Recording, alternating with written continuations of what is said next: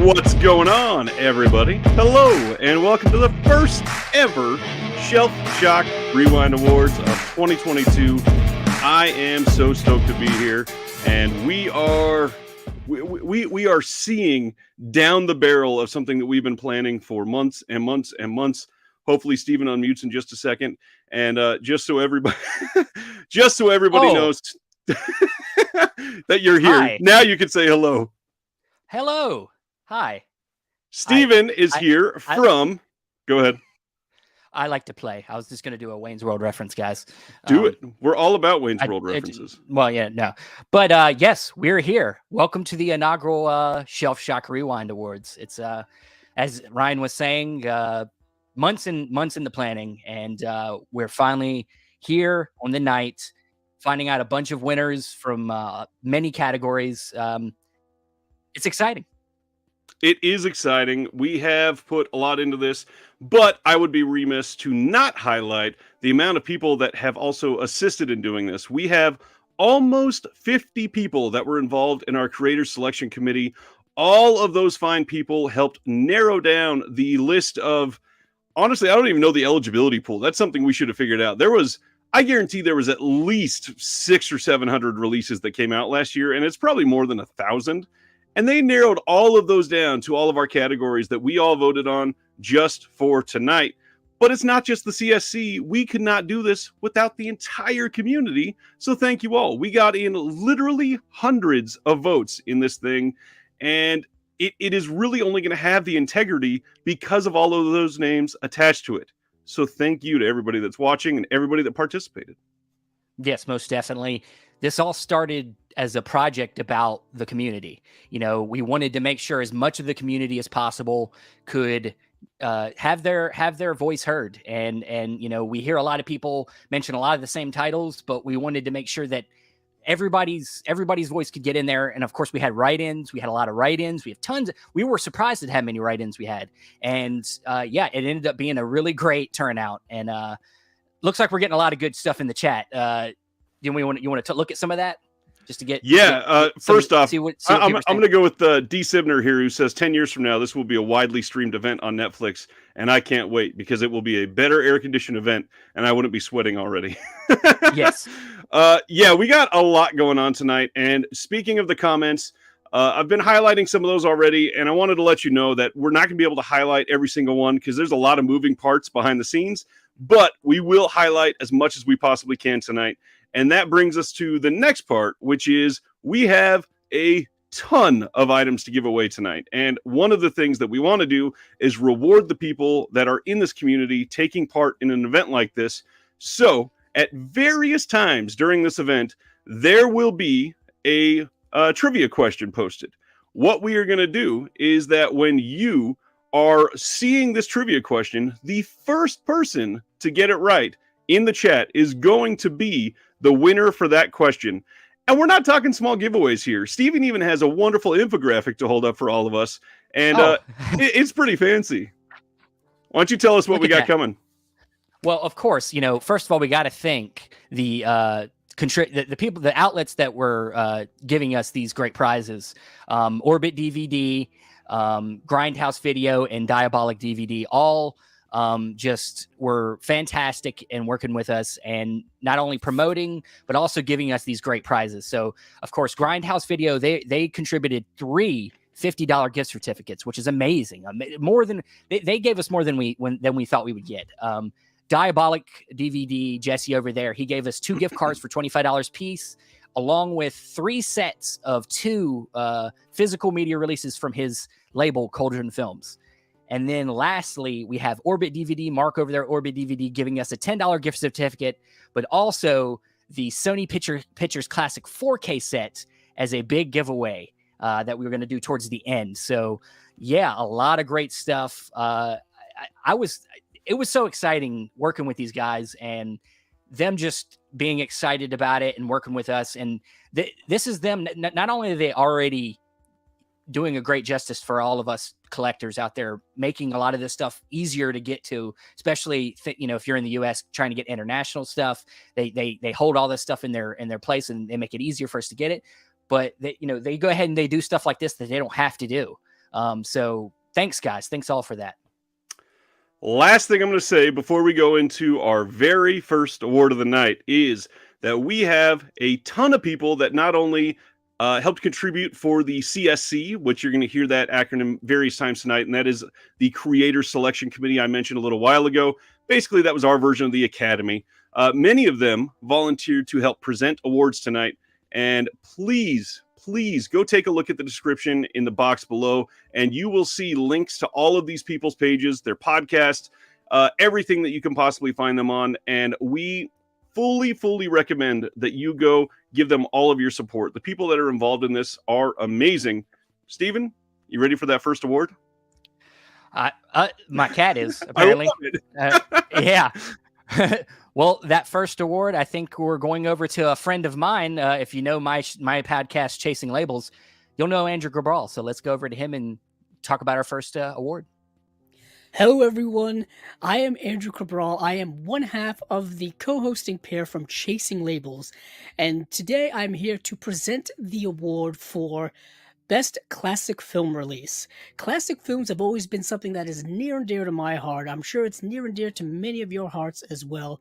I believe it to be the foundation for which all of our love of film is built upon, all the way going from the beginning to the present day. And we are very fortunate enough over the last several years, and just through collecting, through movie archiving, through preservation and restoration, we have had the privilege to be able to own many of the classic films throughout the decades. And in this category, the nominees are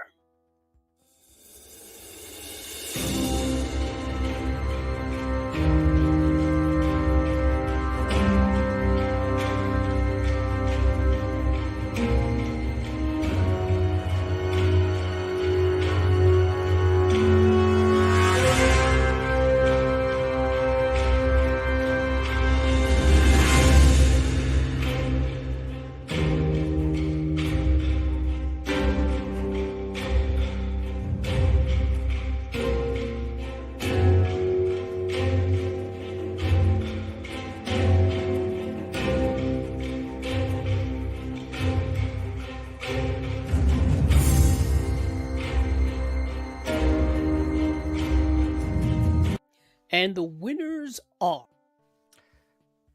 Well, are you ready for the winners for the classic film release?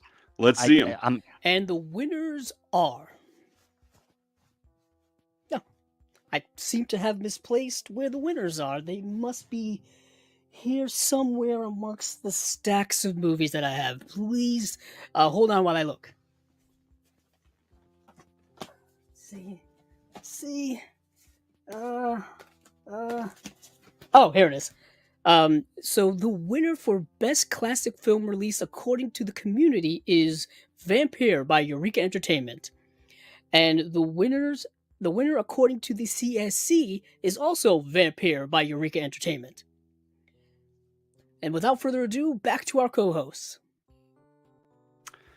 Yes. Well, so the first award of the night goes to Vampire from Eureka, and I honestly thought the Warner Archive was going to take one of these. What'd you think? Because they had three different. I think they had maybe 2 or 3 releases in this that got nominated. They did, yeah.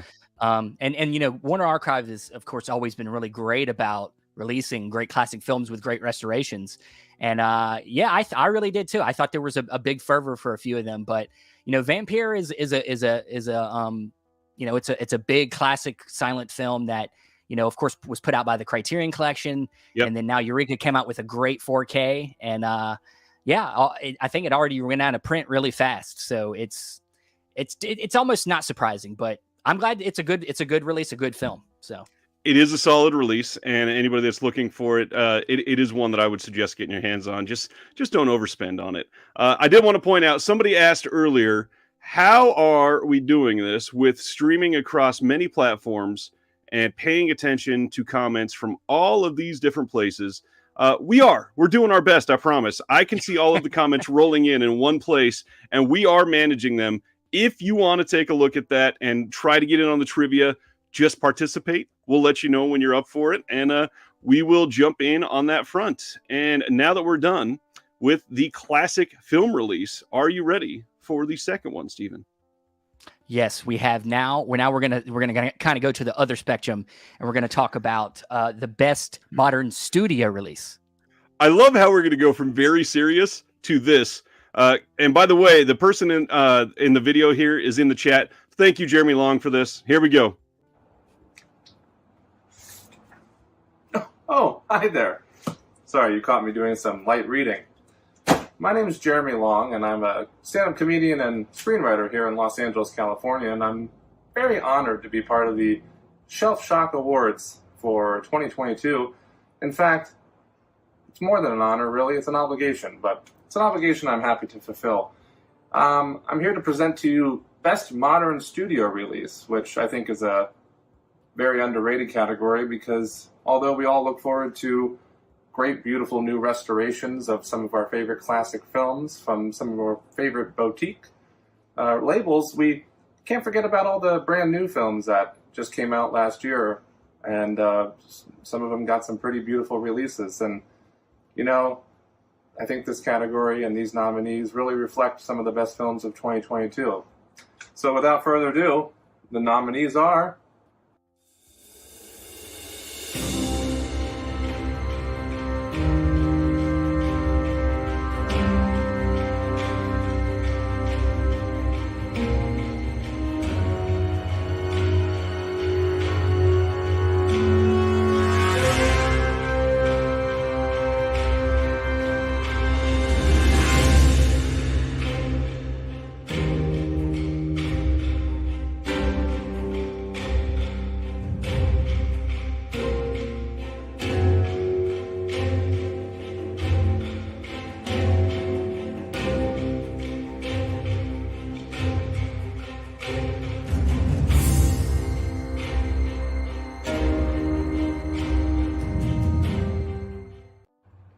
And the winner of the community vote is Everything Everywhere All at Once. So that's great. Let me get rid of these stupid things. And the winner of the Creators Selection Committee vote is Everything Everywhere All at Once again. It wins twice because it deserves to. And let me tell you something, ladies and gentlemen. You don't get one of these without seeing some bullshit. And this ain't no bullshit. Everything Everywhere is the best movie of 2022, and it deserves these awards. Back to you, Ryan and Steve. Oh, man. I love the production value on that. I was afraid he was going to use that. Well, you didn't get the After Dark cut that I got of the video, so we'll talk about that later. But either way, Everything Everywhere All at Once, one of my favorites from last year, and I love this movie. Yeah. Here, I'll match yours as well. Here's the back of the steelbook. Damn it, copier.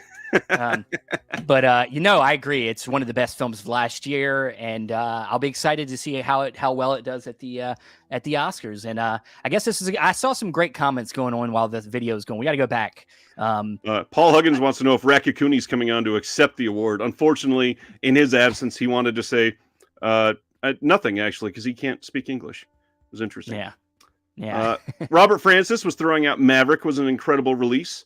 Bruiser was running for Batman. Looks like John Peters also voted for Batman. Lots going on. Lots of love in the chat. And friend of mine, Aaron West from the Criterion Now podcast says this is a disc measuring contest. I love it. It is. Yeah. And I think mine's just slightly bigger. It is. It is.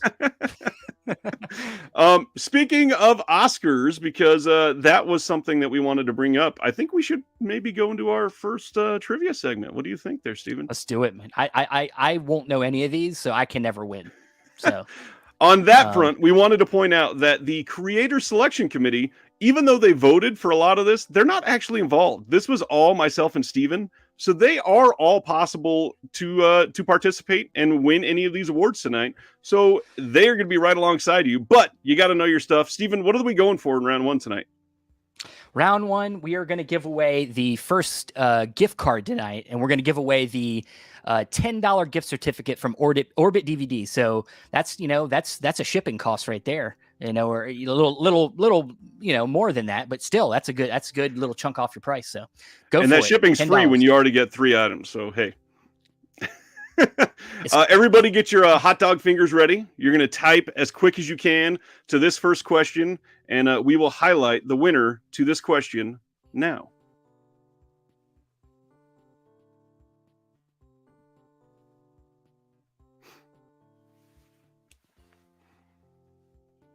All right. Fastest Fingers in the West is going to win this one. How many Oscars was Everything Everywhere All at Once nominated for? Whoever said that in the comments earlier was right. This is a lot to keep track of. But the winner is Mr. Robert Francis. Robert Francis, you are our first winner of the giveaway tonight. And now, because this is the first one, we're going to let you know how we're going to handle this. You are going to send your YouTube name or wherever you're commenting from to shelfshockrewind@gmail.com. And we will get you the code for that emailed out as soon as we can in the next couple of days. Congrats, Robert. That was amazing. Man, some people are only guessing like 6 and 4. And Nick Cohen says 42. That's the Jackie Robinson movie. It is, yeah. Yeah. All right. So that was our first giveaway. Now you can see how it's going to go the rest of the night. This is amazing. I love how many answers we're getting for this. And now we are ready to move on. Anything else that you want to say about Best Modern Studio Release, sir? No, I don't like new movies. I hate them all. No, I'm just kidding. No, I don't. I bought the movie. I'm messing around. But no, it's like Jeremy said, it's important that, I think a lot of us, we love these boutiques and a lot of classic film and older films come out, but a lot of newer films need to be paid attention to. And I keep up with all of it. So I agree there. And now we're going to be talking about something that keeps the freshness of this hobby alive. And the next category that we are going to be talking about is Best New Label. Now, I don't know about you, but it seems that we get, especially since like 2019, every year we get a handful of labels that are just out of the gate impressive beyond belief. And I don't know how we keep getting this. However, as my room is a testament to, there are no shortages of films to be released or re-released by some of these labels, and some of them are just killing it. So we had the idea to poll everyone on what they thought the best new label was, and the nominees for that category are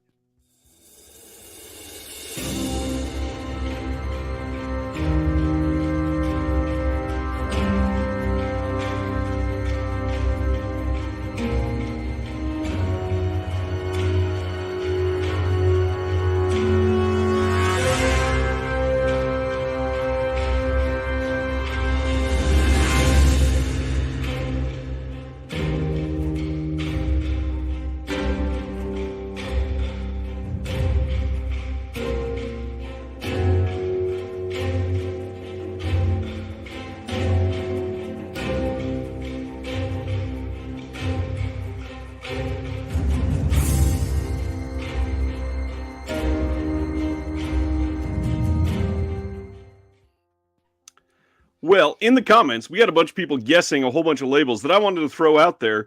They were not eligible, and one of the reasons is they didn't have their first release come out in 2022. Technically, Radiance didn't have their first release until January of 2023. Air 4444 had their first release a while back. Some of these other ones, like Fun City, they've been around for a while. They were one of the first OCN partner labels. So some of those were not eligible to win. And yeah, Radiance, they'll be eligible in 2023, and I wouldn't be surprised if it was damn near a clean sweep. But let's figure out some winners. So the community vote for Best New Label went to Deaf Crocodile. Congratulations to Deaf Crocodile. Congratulations. From the Creator Selection Committee, we saw not Deaf Crocodile, but the Best New Label is Canadian International Pictures. And there was a joke about Rakakuni, but they are actually able to accept their award. And here we go. Wow. Hey, this is David Marriott from Canadian International Pictures. I'm here with Jonathan Doyle. And on behalf of us and our third partner, A Toshinari, just a huge thanks to everybody who voted us Best New Label. Thank you to the Creator Selection Committee. It's a huge honor, starting this label. We had no idea what it was going to look like. We had no idea what the reception was going to be to Canadian cinema, archival Canadian cinema. So it's just been tremendously heartening to see how many people care. And yeah, this is a huge honor, and sincere thanks to the community and to the creator selection committee. Thanks so much. And we just want to thank some of our kind of key partners, the National Film Board of Canada, LA Film in Quebec, Zelco Entertainment, we work with on Rainbow Boys, and so many others. And of course, OCN and Justin La Liberty and everyone over there. And, Ryan and Steven for putting together this very cool award show. Yeah, absolutely. Our graphic designer, Dylan Haley in New Zealand, who's been with us since the beginning as well. Congratulations to Canadian International Pictures and Deaf Crocodile. We got a question from Jeff K in the chat. Do the winners get a statue? Unfortunately, I have children and all my money is gone. So you should know that we're like you and we have no money to give to anything else. Not even my children have money. It's for the collection in here. This is true. I'm upset that I can't win any of the gift certificates tonight. I am, as we were getting these donations, these things from the outlets, I was like, damn it, I just want to get out of this and just be a part of it so I can get that Sony Picture Classic set. And either way, this has been hilarious to read everybody's comments. And speaking of things that are hilarious, I think that we should go into our best comedy release of 2022. What's going on, everyone? My name is Bob. I don't know, at man. Bob's Blu Rays. You can find me on Instagram and also here on YouTube as well. I post a lot of collection updates, a lot of movie hauls, movie reviews sometimes. I do a lot of live streams. I really enjoy doing things like that. So if you're interested, come check me out on YouTube under Bob's Blu Rays. I'm also on Instagram. Like I said, I post every day on there. But today I'm going to be introducing the nominees for Best Comedy Film of the Year. I wanted to talk a little bit about my history with comedies, why I love comedies so much. I grew up watching a lot of raunchier comedies in my early teens with my dad, and just a lot of comedy movies. They hold a special place in my heart because I watched a lot of them as a kid with my dad, so that holds a special place there for me.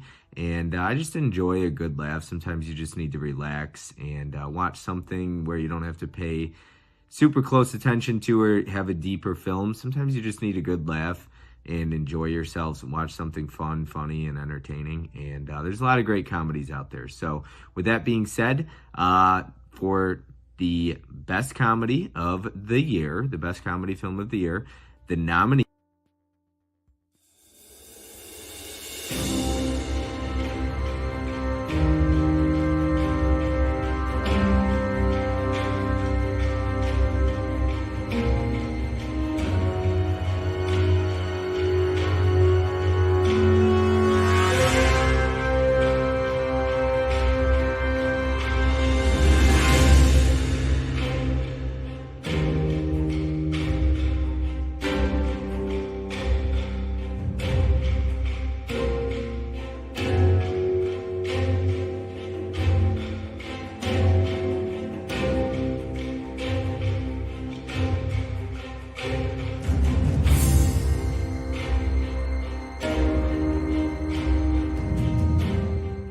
And being presented with this award, the best comedy release of 2023 for the community vote and the selection committee goes to Pink Flamingo by Criterion Collection. Congratulations. Well, not really a surprise there. No. And I want to say we didn't provide him with that award. We told you we didn't have enough money for trophies. We didn't provide him with that. He got that himself. So, and thankfully, Pink Flamingo's incredible release. So many people love this movie. One that's a classic. One that is it's a special movie. This has its fans and its detractors, but it's John Waters. That's to be expected. Super, friend, Andrew, my co-host on Chasing Labels, loves John Waters. He brings him up every chance he gets. And I'm from Baltimore. So I have to like John Waters. I mean, that's where everything was started. So yeah. Checking in on the chat, there was something that I wanted to point out that was from my dear friend who's here on my show every week, Josephine, Will there ever be categories for performances in releases? I mean, maybe if we can ever plan a 23-hour show, because how do you divide those up when you're looking at boutique releases? Yeah, it's if you start getting into the movies themselves, it's going to be a little crazy. So, but maybe we'll get that Netflix deal. That would be sweet, and then we can count on a lot more. And one thing that you can count on is that it's time for our second trivia question. Mr. Billings, what are we shooting for on this one? Well, let's go ahead. Let's jump over to the Diabolic DVD. They got two $25 gift cards. We're going to give away a $25 gift card on this one. All right. This one is going to be a really interesting one because it's been joked about on either side, and supposedly the answer for this one is true, but I bet a lot of you guys will get this one fairly quickly. Get ready to type, because here is trivia question number 2.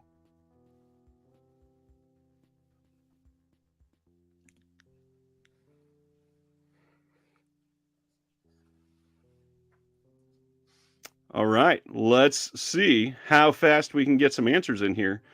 Oh my gosh, they just come in so quickly, and unfortunately, I saw one. Shit. Stop! God, you guys are amazing. I love this. And first of all, I want to point out there are 130 people watching this live right now. Thank you all for tuning out for this. This is amazing.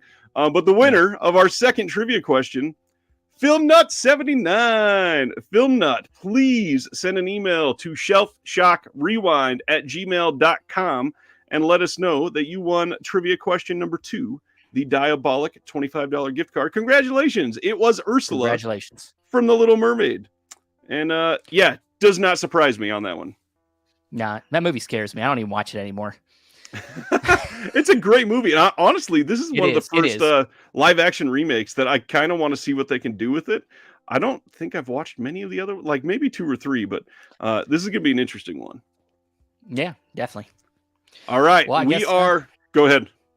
I was going to say, we're moving on to our next category. And so now we're getting into some of the tech stuff. We're going to talk about now our best audio presentation. Which this is one that I know certain people don't always pay too much attention to, so we wanted to shine a light on the good stuff. Here we go. The roar of an engine, the sound of your favorite song, or just pure, sudden, terrifying silence.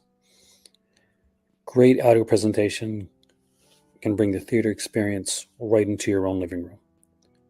And it is with that I'm proud to present the winners for Best Audio Presentation.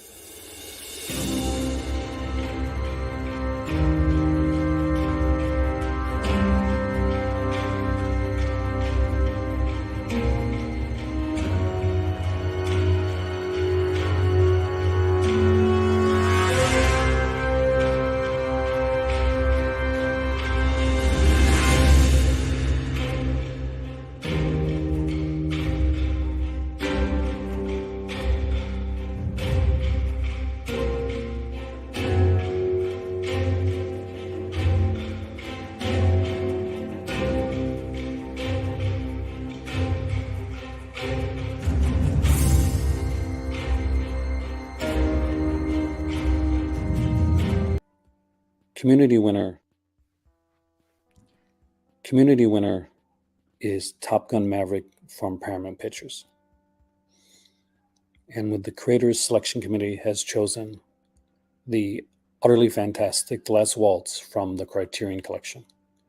2 films that are truly enhanced by fantastic audio presentation that truly makes you seem like you're watching it in a theater in your own home. That is oh so very true. And yes, this is a really great category. The Last Waltz, especially that new 4K release, is one that people need to jump on if they don't have it. And of course, with Top Gun, that's kind of, it's been a very popular movie last year. Whether you like the movie or not, you can't really deny that the sound element of that movie is pretty great. So it's not really a surprise. So yeah, I mean, it is a hard category to kind of, especially if you're not, like you said, not a audio person, or if you don't really have a great setup at home, you can't really tell. But I think the committee did a great job of kind of narrowing it down and picking some really great choices for this category. So I did want to point out we had one question saying these guys are answering the questions before you put up the nominations. Is there a prior list? Not at all, unless you're talking about the categories, which people have known about the categories since back in December when we were, we posted the link for everybody to vote. We've got lots of different ways for people to see the nominees out there. With the trivia, no, of course, there's no list anywhere, but there is so much going on behind the scenes that I am just stoked to see all of these comments coming in. You guys are amazing. But going with best audio, we kind of have to talk about best video. Yeah, and this is one of my favorites because sometimes you can get a newer film that already looks great and then get a great 4K for it, and it enhances it even more. But then you can also get some great older films that have been restored and still get a really great image. So I'm excited to see who wins this one. I'm going to kick it over to my friend Sam for best video presentation. Hello everyone, my name is Sam and I am a film enthusiast and avid Blu-ray collector. I have a small, very modest YouTube channel called Film Blogger Sam, in which I talk about films and Blu-ray and physical media from various different labels from across the world.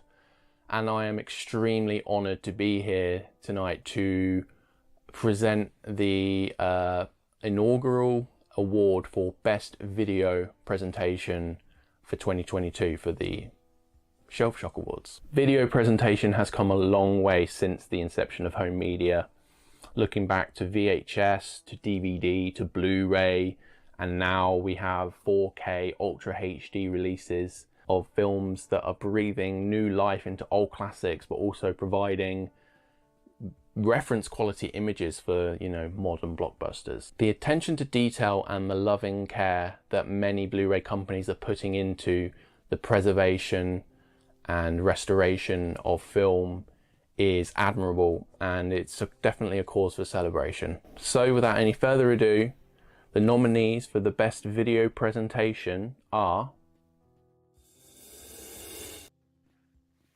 I guess I cut it off too early. Here we go.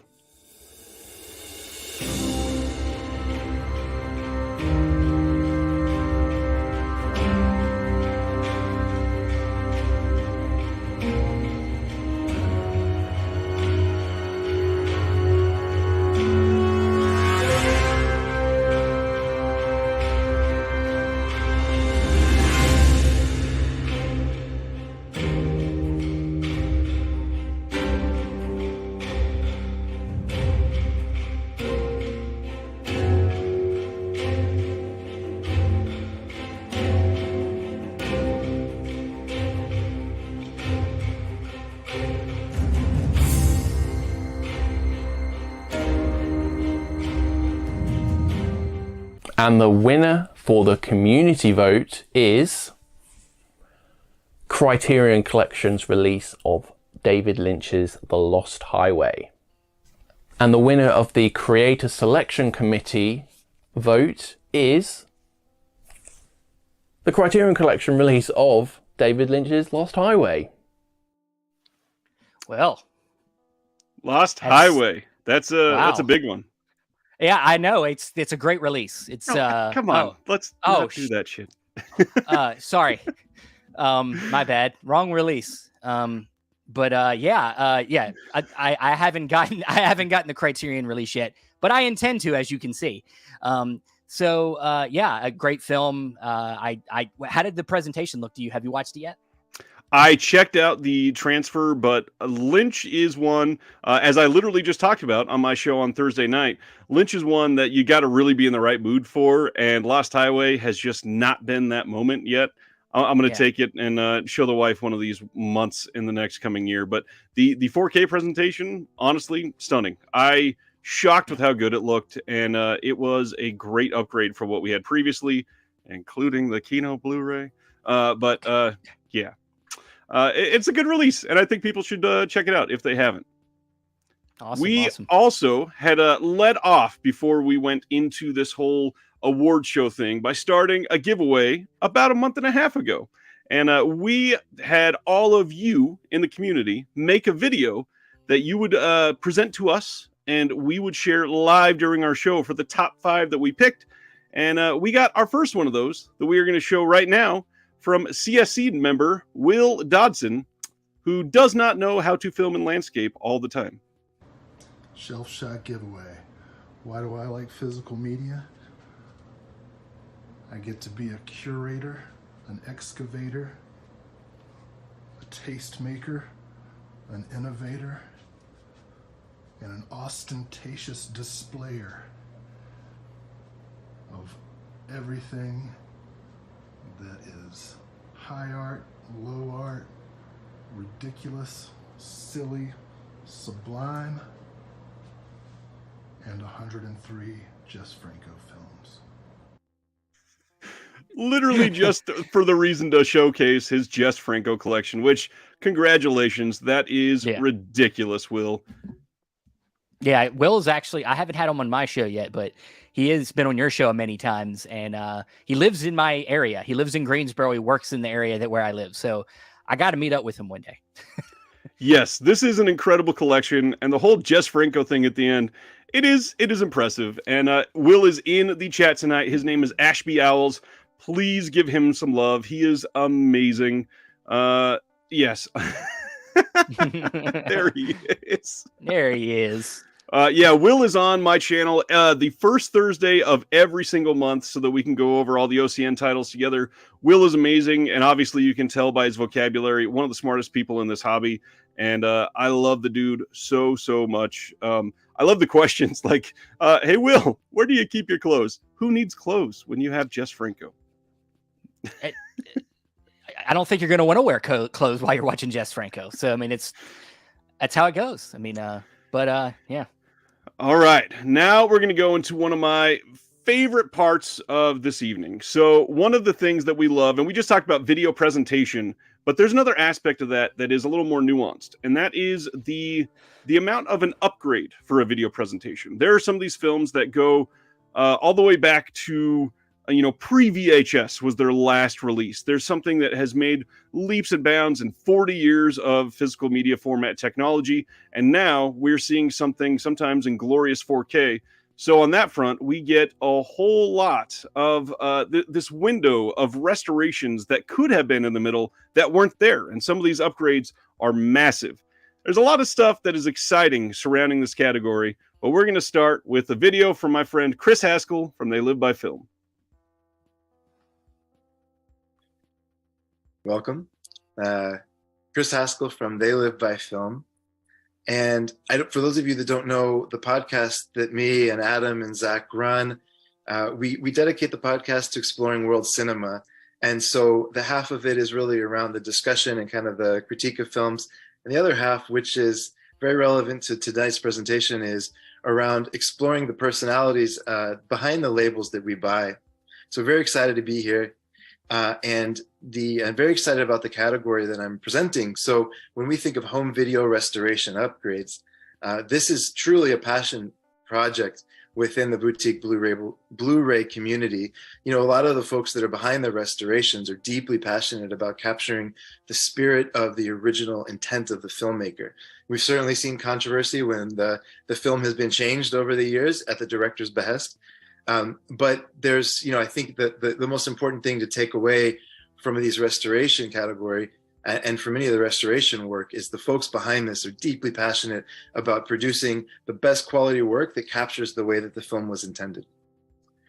And the nominees for Best Home Video Restoration Upgrade are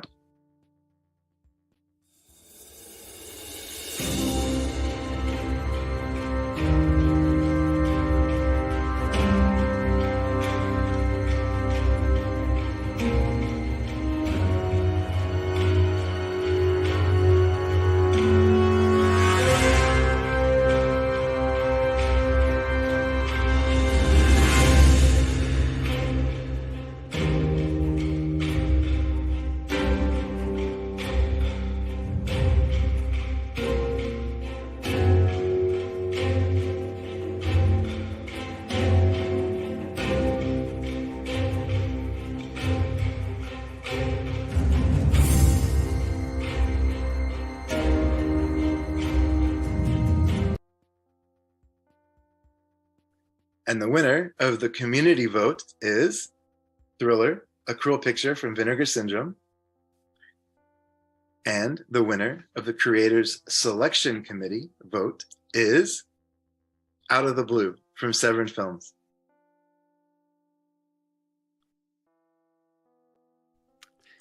So this category is very special for a lot of reasons. And I wanted to throw out that one of the things that I try to do on my channel is highlight some of the personalities behind some of these releases.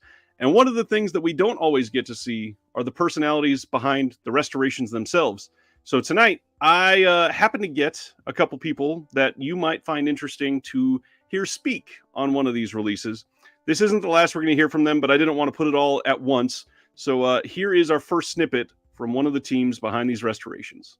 I'm Elizabeth Carr. I'm John Allen Simon's producer partner, both on the Out of the Blue 4K restoration and in our company, Discovery Productions. And John really spearheaded this. He's been involved with getting Out of the Blue seen from the get-go, from when he first rescued it off the shelf, and he and Dennis Hopper took it on the road in the early 80s. Yeah, it's really been a long journey, and this restoration and the re-release for the 40th anniversary, it's kind of payback for what an amazing friend and mentor Dennis Hopper was. I'm really proud to say, I mean, today people know him primarily as an actor from his later work, but that's true. Dennis was always very generous and saying to me that our release of Out of the Blue got him back as a director. The discs are amazing, and kudos to John, who put together the extras, and we had wonderful help with that too. The people who gave their time for the interviews, and like Brian Cox and Ethan Hawke and people, and our friend Patrick Flynn, who helped John edit the videos. This is so exciting to see the people behind this willing to come and be a part of this and share some of their information behind the transfer of Out of the Blue. Like I said, we're going to hear a little bit more on that tonight. But for now, I just want to bring some sort of recognition to the faces and names behind these, because one release is going to take way more sets of hands and eyes than you could ever dream of on some of these. And John Allen Simon and Elizabeth Carr deserve just the most massive amount of kudos for this release. It is an astonishing release. And if you don't have Out of the Blue, especially on 4K from Severin, but also if you're in the UK, the BFI release on this is stunning as well. Please go and check this out. This is a beautiful release. And not only can you get it on disc, they're still playing it theatrically in many places. It is coming here to Kansas City in less than 6 weeks. And I'm going to be doing my best to take myself and my wife to see it in the theater for the first time. So I am beyond stoked that Elizabeth and John would come on and just give an appreciation during this. And they're in the chat. So thanks a lot, Elizabeth, for being here. Yeah. We appreciate you so much. Yeah, I was able to talk with John a while back ago. We got an interview on with Chasing Labels, and yeah, he's just got so many great stories about his time with this film, and yeah, they've just been such a supporter, and they just like you'll hear from them that they're still paying for this whole restoration, and the love for this film and the love for Dennis Hopper and Linda Manns is just amazing. And so very big congratulations to Out of the Blue, and also, of course, let's not forget the other winner, Thriller, did also win restoration, and this was one I think a lot of us really wanted to see get a good release.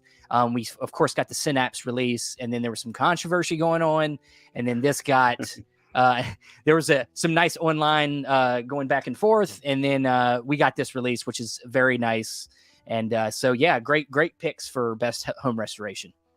Yeah, Vinegar Syndrome absolutely killed it for that release. The amount of discs that are in that are astonishing. The extras on both of these releases in this category are just make it all worth it. If you are on the fence on either of these, there's no reason to be. They're both amazing. Yeah. Agreed. Mr. Billings, you want to take us to our next category?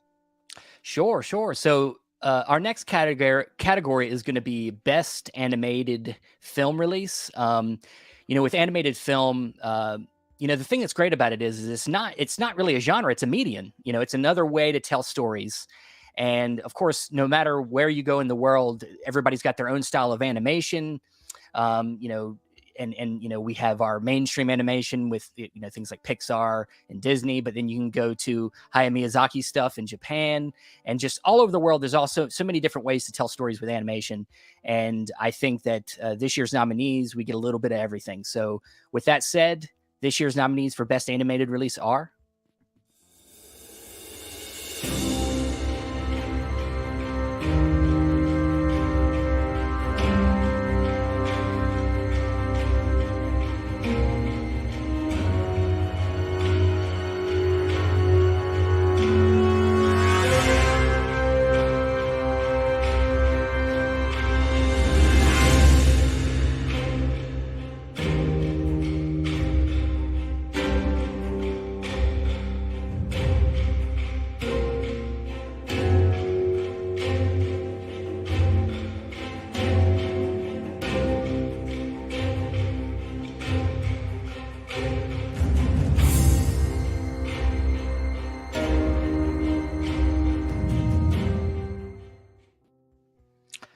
all right. So our winner for the community vote for Best Animated Film Release is WALL-E from Criterion Collection. And the CSC, the Creator Selection Committee choice, is WALL-E from the Criterion Collection. So, yeah, you know, part of me was hoping maybe we'd get a split on this one, but you know, this was a big surprise last year when this got announced, and I think it just kind of took the world by storm there for a while. And you know, it's a good film, and it's from Criterion, which is, you know, I think, yeah, Ursula. Oh man, oh, that's amazing. Yeah, so the hard part with a lot of these tonight is, unfortunately, Criterion and Vinegar Syndrome have huge fan bases. So if this is one thing that can be an indication for next year, if we get to do this again, make sure you rally all your friends that love physical media to get on the train and vote for next year's Shelf Shock Rewind Awards, because some of these, I'm not going to say they don't deserve it, because all the releases that are nominated tonight are amazing. But beyond that, there is more to some of these stories. And WALL-E obviously has had a swath of releases over the years, being a Disney title, and I would have loved to see it go to somebody like Deaf Crocodile. This has been a really interesting year for animation, and they're all kind of amazing. And just to get nominated, I know it's the cliche thing to say, it's just an honor to be nominated, but it would have been nice to see some of these other ones. And yeah, it's one of them. It's also, animation's one of them things where I think some people are into it and some people are not. Right. And so there is I think a little bit less of maybe a knowledge base, and maybe we can improve that better next year for our, you know, with our CSC, maybe get a little bit more people that are involved and really focused on animated films and make that a stronger category maybe for next year. So. Absolutely. So now let's go back and watch one of our second videos for the giveaway that we were doing. This is another one of the Why I Love Physical Media videos, and a reminder that one of these is going to win a $50 gift card to Grindhouse Video at the end of the night. And this was video number 2 from Film Illiterates. I collect physical media because I like owning the movies that I love. You can own them in the highest possible quality. Often I like digging into the bonus features. I think your collection can say a lot about you also. And these days there's such a wide variety on Blu-ray. There really is something out there for anyone. You want Kiki's Delivery Service on Blu-ray? You can get Kiki's Delivery Service on Blu-ray, and no one can ever take it away from you. Ha! I love the zoom. Into my soul. Yeah, one of the great jokes about physical media. It's never going to go away. This is never going to get taken away from me ever. Exactly, and that's a big deal, especially nowadays with everything going on with streaming, especially with Warner and HBO Max recently. So, yeah, this is why we wanted to come on and champion something like physical media like this, and the amount of people that are in the chat and are participating and watching this just show how much we all can love a medium like this. It is Yes. beyond the shadow of a doubt that in 2023, this is something that is super important, because not only do we get incredible restorations like the Out of the Blue team was able to give us, but just making sure that we literally don't lose art. This is something that we're trying to archive. And every single time that you buy a physical media release, you are helping be able to fund that for the future. So thank you to everybody in the community. And thank you to everybody that's watching for all that you're doing to help just enhance our hobby and industry here. Next up, we're going to talk about something that is a little controversial. Some people want to complain like hell about packaging. Other people want to worship it as the end-all be-all of these physical media releases. And I will happily claim to fall somewhere in the middle. I think the packaging can be great. It can enhance it. It can make it wonderful. But on the other side, obviously, it can be huge or awful. And it is nice to see some good packaging awarded for doing it right. Let's see. Next, we're going to hear from Dr. Will Dodson again. And this time, he learned how to record in landscape. Good evening, everyone. I am Dr. Will Dodson. I teach film and literature courses at the University of North Carolina at Greensboro. I'm the co-editor of American Twilight, the cinema of Toby Hooper, and I've contributed essays on Todd Browning, Jess Franco, Woody Strode, Wes Craven, and more to various collections over the years. I'm here tonight to present the award for Best Packaging. Now, of course, the film is the thing, but when we're talking about curation and restoration and representation, packaging is a really important part of a film's appeal. Not only that, it's a very important part of a label's brand for collectors. Lovingly and intricately packaged and restored releases of favorite films or new films just help make the experience a little bit more special. And so tonight we're going to honor our nominees in Best Packaging, which are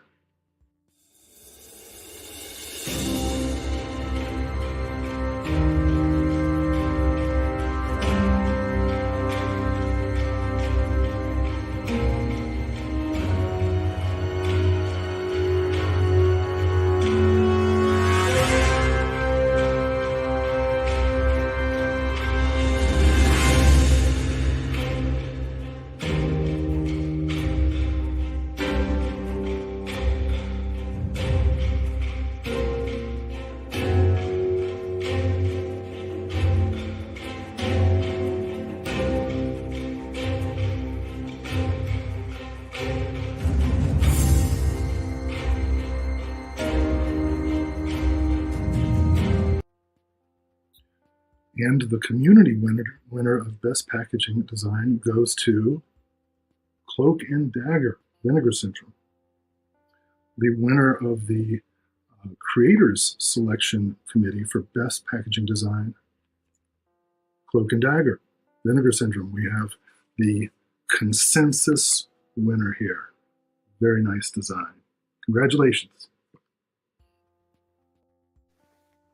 One of my favorites from the year. I love the way that this is designed. I was one of the ones that was acclaiming this from day one. This is one that a lot of people were against when they first saw it. I don't understand why. What did you think of this one when it was revealed? No, I loved it. I think that what's important about it is that it helps enhance the experience of what you get. You know, like it's, you know, not only, you know, yeah, do you like nice rigid hard box and stuff, all that stuff? Yeah, but it needs to, the visuals of it and the way it's designed and how it's laid out is important to the experience of what you get with physical media. So I think that this release really does that and is yeah, it's very much deserving. I would fully agree. We are finally starting to see some comments on people noticing certain things are not nominated so far. So I wanted to throw out some of those. For example, No Love for Freeway is disappointing so far from Psychotronic Cinema. I will let you know that Freeway did get some write-in votes on some of the categories. And then a lot of people that are shocked that some of these, like, let's see, The Wolf of Wall Street should have been in the mix. It did get some votes. Unfortunately, it just didn't get enough to win or be nominated. Now, some of these, because we started the nomination process in November, they weren't released yet, so people didn't have them in their hands. But voting went on all the way through January 15th, so there was plenty of time for people to vote on them. Everybody got a fair shake, and it could have been incredible. And it was. This is an amazing release, and all around, I adore every aspect of this. The whole making this look like a game cartridge on the inside, just stupendous. And also, we're going to hear some more about the design for this in just a little while. But now, it's going to be time to look at another one of those Why I Love Physical Media giveaway videos. And here is Brian. Physical media. Oh shoot, I already messed up. The rule says I have to stand in front of my collection. I'll allow it. With physical media, you get to keep these classics forever. I'm sure most of these you loved since childhood. Without physical media, how else am I going to show these masterpieces to my friends and family? It's Pat.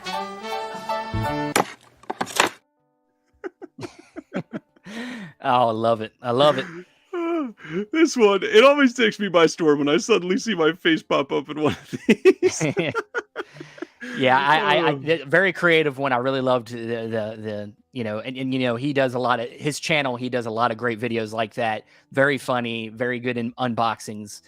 So yeah, go check him out. All that is, man, is one of the best at unboxings because he is just funny as hell. Make sure you check it out. He just some random ass references in his videos. It's hilarious. But now we are going to go into our next category, and we're starting to get into some of the bigger ones. And honestly, we're kind of flying through this a little quicker than I expected. But I know, yeah, we're getting to some of the more fun things for me on the disc end. We get to dive into some of the things that are special features. So the first thing that we're going to dive into tonight is our best visual essays. And for that, we're going to head over to the man behind Mondo Digital. Hi there, my name is Nathaniel Thompson from Mondo Digital. That URL is mondo-digital.com, now celebrating its 25th year. And I am very pleased to be presenting Best Visual Essay. Now, visual essay is something that has really taken on a life of its own over the past year. It's become, I think, one of the most beloved video extras out there. We've seen some of our favorite commentators and documentarians taking part, and really the imagination is kind of free to do whatever it wants with these, as you can sort of pick apart any kind of theme or actor or director that you want. And we have seen some really stunning ones in 2022. So, without further ado, the nominees for Best Visual Essay are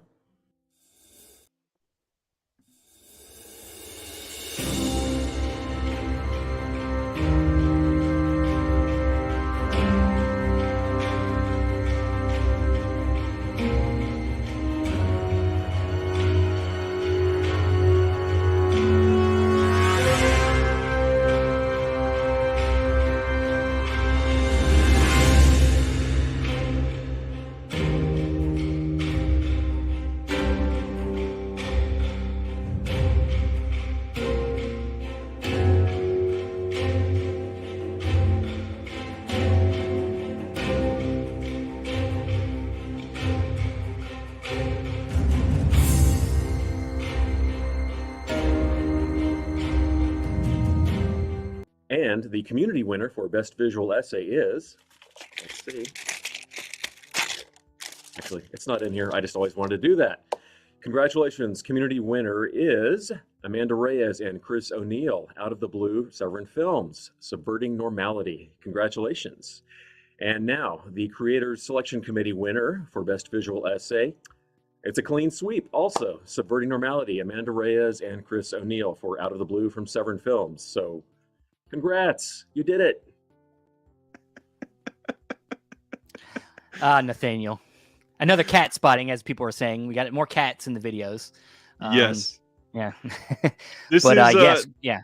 This category is special for me. This is one of the things that I love most on these disc releases. I tend to jump to the visual essays, and they are seeing like this renaissance of amazing things. These are literally scholarly pieces that are being thrown out there. And this one on the Out of the Blue release, it was not something that had easy competition. This one, and it won against some of the toughest visual essays of the year. And I love this visual essay. Yeah, I do too. And I had Chris O'Neill just had an interview with him this past week on Chasing Labels, so you can go listen to that. But yeah, the thing about a visual essay that's so great is a lot of times they're not too long. They're maybe like within a half an hour, and they're kind of almost like a condensed commentary in a way. You're getting a lot of good information, a lot of good visuals to go along with it, and I like when they're tackling the themes of what you're seeing.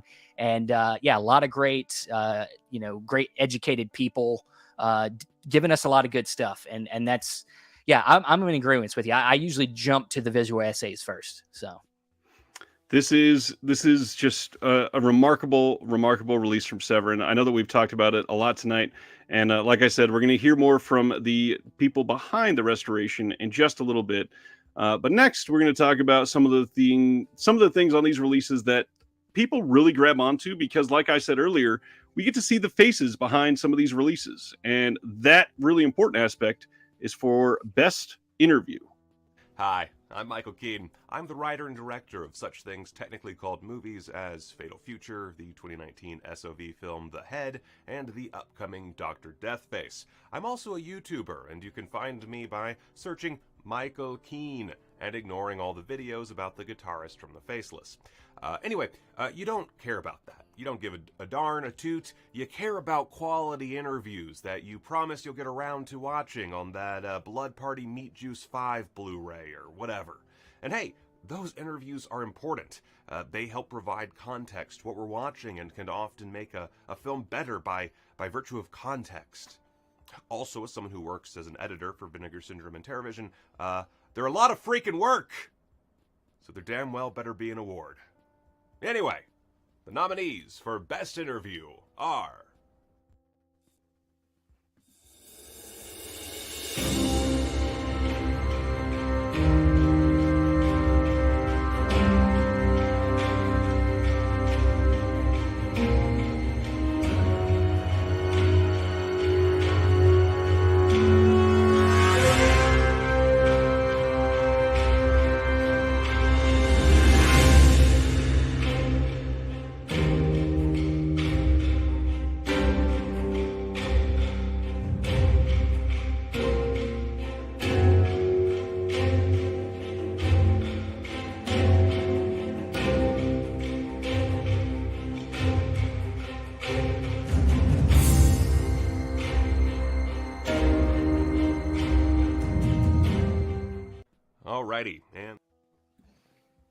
Alrighty, and the community winner for Best Interview is...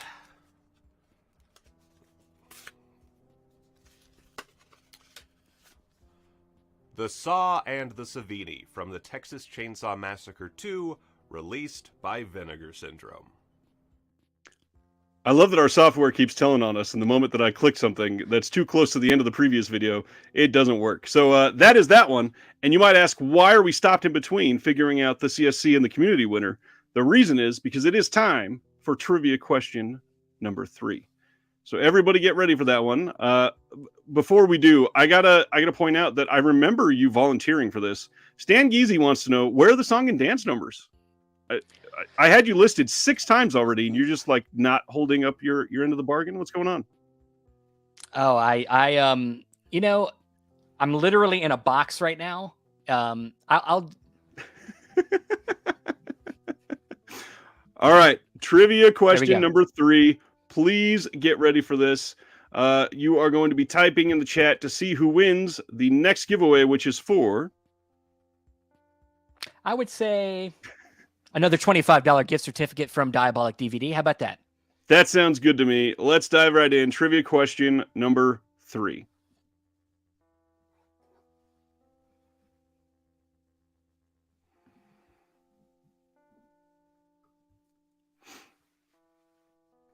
All right. Let's see. There's probably about 900 answers being typed right now. Oh man. The autocorrect that is getting some people. I think we have to give it to Mr. Dr. Will Dodson, who got Night of Hutta Living Dead. We'll give it to Will Dodson. Congrats, Will. That will forgive you for recording in portrait earlier on that first video, and I won't make fun of it anymore. Good man. All kinds of people getting this one. Nice. Stepino. Oh, man. This is fantastic. And Andrew Furtado of Severn Films says, Happy Gilmore. Almost. That was almost close. It, but he did Night of the Living Dead first, sadly. Yeah. That was amazing. Price is wrong. The price is wrong, Andrew. The price is wrong. Let's find out who won for the CSC. And the Creators Selection Committee winner, I worked on that, is... I don't have another one of these for the gag. Conversation between John Waters and filmmaker Jim Jarmusch from Pink Flamingos, released by the Criterion Collection. Congratulations, companies that don't care about my opinion. Yeah. Gotta love that personality. Thanks, Michael. Yeah, I do. Yeah, couple great winners. We got more for Pink Flamingos, the great interview in there. Not surprising, two directors talking. That's always good. And of course, the interview with Tom Savini, really good. Get to see a lot of behind the scenes of what he did with the makeup work and stuff with that, and prop work. And yeah, really great. Which is a great one. And I will throw out there, if you have not checked it out, the Scream Factory release of Alligator. Excuse me, I've been drinking a lot of water. Alligator. You almost sounded like an alligator right there. Alligator. Yeah. Alligator that has the interview with Bryan Cranston. It is such a wonderful, rare type of extra to get that. For anybody that doesn't know the story, he was a PA on Alligator, literally what year was it? Like 40 years ago almost. And he came back and did an interview about being a PA on Alligator in 2022, which is amazing. Like, for somebody like Bryan Cranston, that shows just how dedicated to his stuff he actually is. I will forever hold respect for him. I got to be honest. I'm astonished that it didn't win even one of the two votes. Yeah, me too. I really thought that one just because, well, first of all, because Bryan Cranston's just such an awesome dude, and that he is a popular man in popular culture. I thought just that alone was going to give him but shout out to Justin Beam who did the work on that. So yeah, great release. Absolutely a great release. And speaking of great releases, we're going to go into our next category, which is one that has truly taken off in recent years. And what we are looking at now is our best martial arts release. Now, there are a slew of releases that are just astonishing. We have multiple labels focusing on these types of releases, everything from Eureka and 88 Films. Vinegar Syndrome is even getting in the game. Arrow Video has done a handful of them. We have other Hong Kong releases coming out from Air 4444 or whatever their name is today. And, a whole bunch of others. Now, not all of those are martial arts releases, however.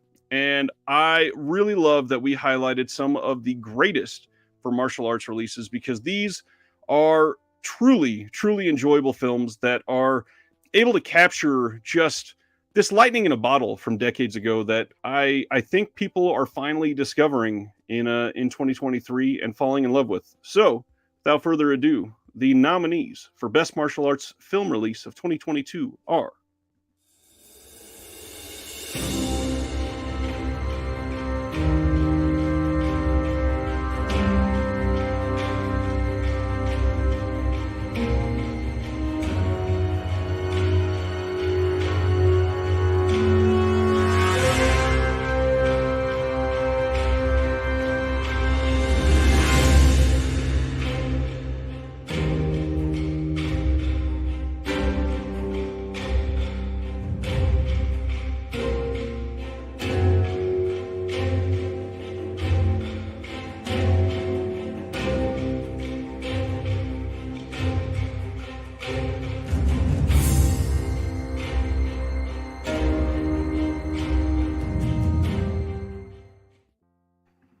So I will fully agree here with Stefano, who says this is a stacked category.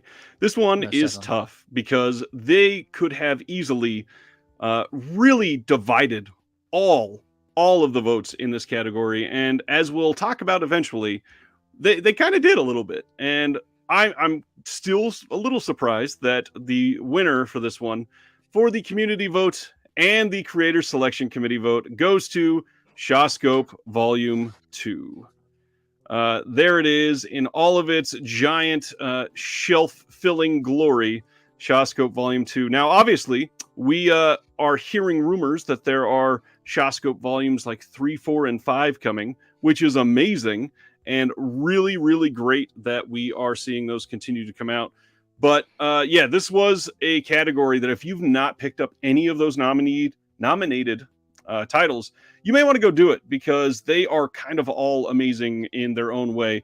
And the best thing is that if you are in the UK or Europe in general, or you're in the US, a lot of those films are getting released in both territories. So you're able to jump in and pick that up no matter where you are. And they're just astonishing. They're really high quality. The companies are putting the most love that these films have ever gotten into their releases, and I am so beyond happy to see people getting some of their favorite films from the last 40 years finally in high definition, highest quality possible, and looking amazing. Yeah, most definitely. I think these films, a lot of these films were so tough to find before now, and like we've said before, getting this stuff is just going to help keep it around longer. So please, invest. For instance, we just got the Jackie Chan. We're getting all these Jackie Chan things coming from Shout Factory, and we've already gotten a lot of them from Eureka and 88 Films. So yeah, just please keep it coming. And speaking of keep it coming, we wanted to say another special thank you to our 3 sponsors behind tonight's event who are helping with these giveaways. So let's take a small ad break for those 3 retailers.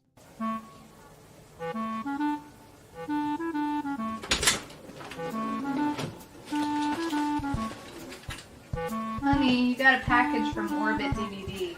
Oh, thank you, honey. I can't wait.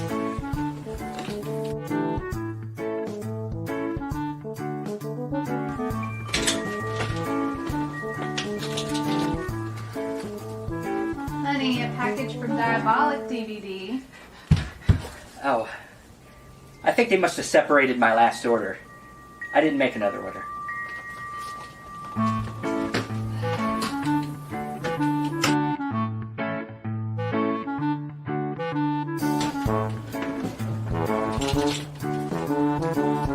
Honey, a package from Grindhouse Video. You knew this when you married me. 3 times in 1 week.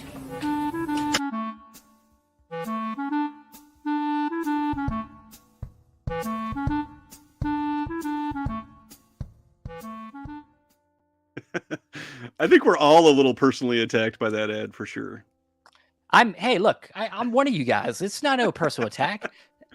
That's just how it goes, guys. But my wife was, lovely enough to help me with a little ad there, and we wanted to do more, but just so much to do and just normal life. But want to do a little shout out right there to my wife, Brittany, and of course my little girl Adeline, who made a little appearance there. Love you guys. It is lovely to see it be a family affair. It's amazing. For anybody that has not checked out Orbit DVD, Grindhouse Video, or Diabolic DVD, there is no reason not to. All 3 of them have been the bane of my existence for many years. And they all have their pros and cons. They all are just beautiful people. They know that we are collectors that love these releases, and they want to do their best to respect those releases as they send them to you. And they all are, carrying some of the best releases out there. And if you haven't, please go look on the website, see what you can find, because they are all amazing people. Mike at Grindhouse and Mark at Orbit DVD and Jesse from Diabolic and Cauldron Films and now Neon Eagle on top of all that. They're all wonderful people. And if you are not buying direct, those are the next best options. Most definitely. Most definitely. All right. Well, shall we move on to the next category? Sure. It is time. I guess it's me. Yeah. Yes, it's me. So the next category we're going to do is best commentary. And once again, this is one of my favorite supplements on discs. It's one where, you know, a lot of times after I've watched a movie one time, I come back to it and I really want to hear some of my favorite voices talk about the film in depth, where I can get you know, context of the actors, where they were in their career at this moment, or you know, if there was any kind of behind the scenes turmoil on the set, you get to hear a lot of that stuff. And, you know, sometimes you even get the people involved in the movie themselves doing the commentaries, like actors like, you know, Tropic Thunder, where one of my favorite commentaries, where you get all three actors with Robert Downey Jr. coming back doing his character from the movie, because he doesn't break until DVD commentary. So with that said, let's get the nominees for best commentary.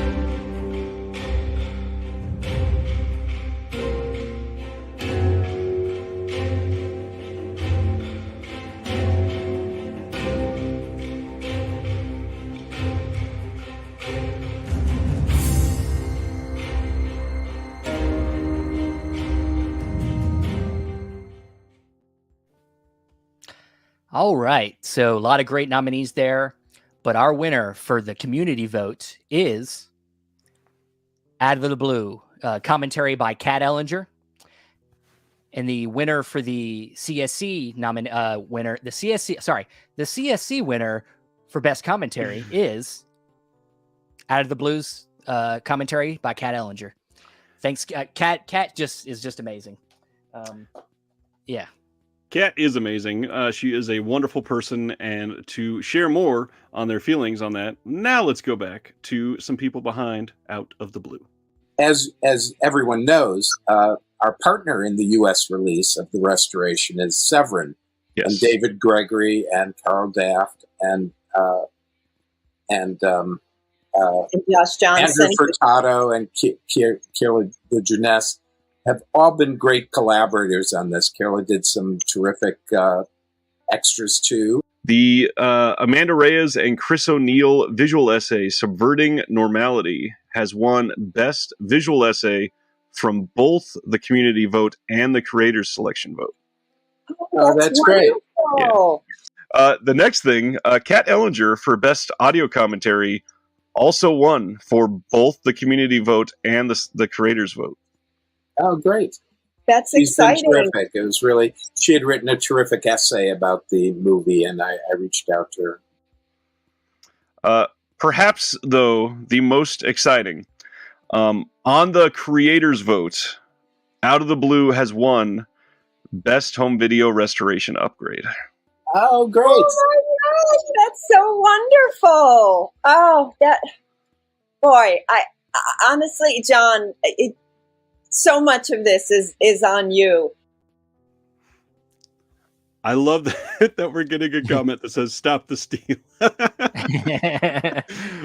There is no steal. Out of the Blue is literally that great of a release. Again, just glad that people also loved it like we did. And I've gushed about it enough tonight, so I will let that continue to be its legacy.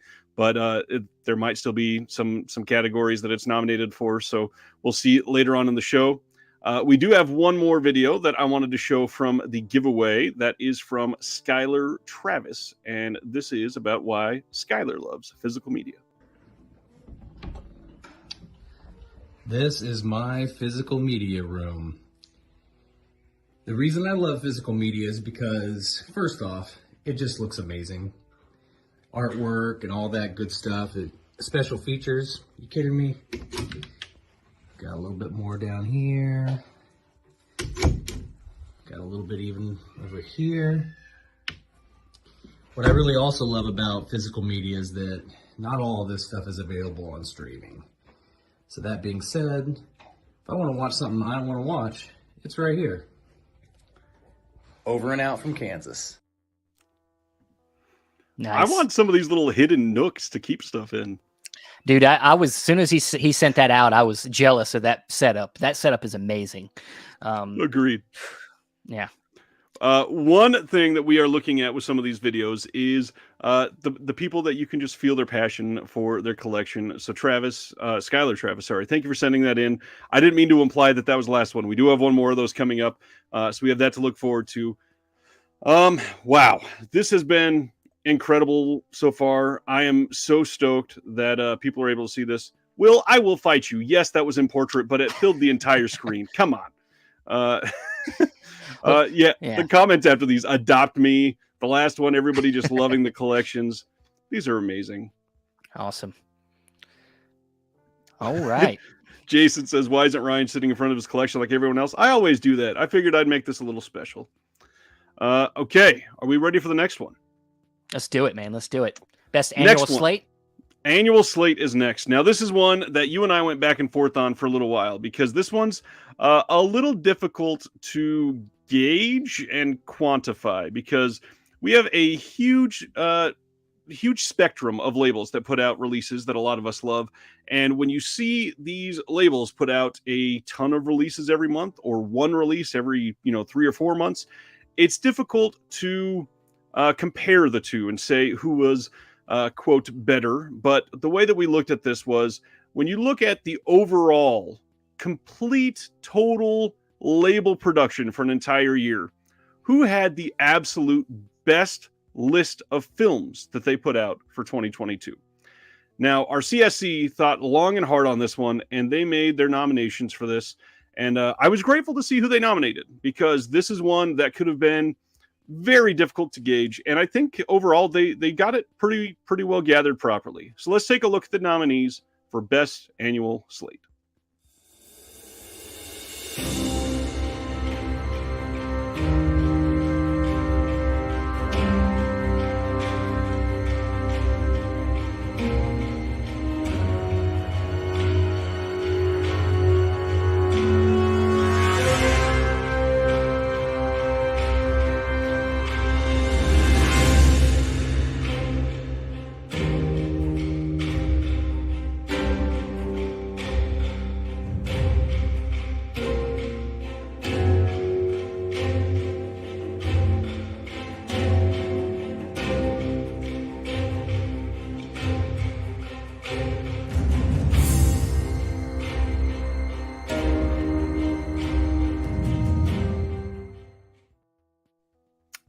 All right. So this is a category, like I said, that's difficult. I really appreciate the output of many of these labels. If it was my choice, there are a couple labels that would stand out for me that we don't even have really great ways to view what they put out because they weren't nominated. So I want to give a little special shout out right now to some of the ones that are either quiet in what they put out or maybe a little smaller. I would say Kino Lorber is one that is kind of astonishing because they put out probably around 312 releases every single Tuesday. And most of the time, there's at least 2 or 3 that I want, which is an amazing, amazing hit factor. Another of the smaller labels, Mondo Macabro, had maybe their best year in 2022, which is astonishing looking back at their history and what they've put out throughout the years. I literally just watched Alucarda this weekend again, and it is incredible. Some of these smaller labels like Air 4444 and Arrow Video and all the other ones that Arrow's not small, but all these other ones that are not nominated tonight, that is something that you just got to get out there and vote for. Again, we had a write-in option, but the community vote and the creator selection committee votes, kind of unsurprisingly, went to Vinegar Syndrome for 2022. Wow. Now, yeah, I will admit, Vinegar Syndrome had a hell of a 2022. You even, I think, picked up more from Vinegar Syndrome than usual last year, right?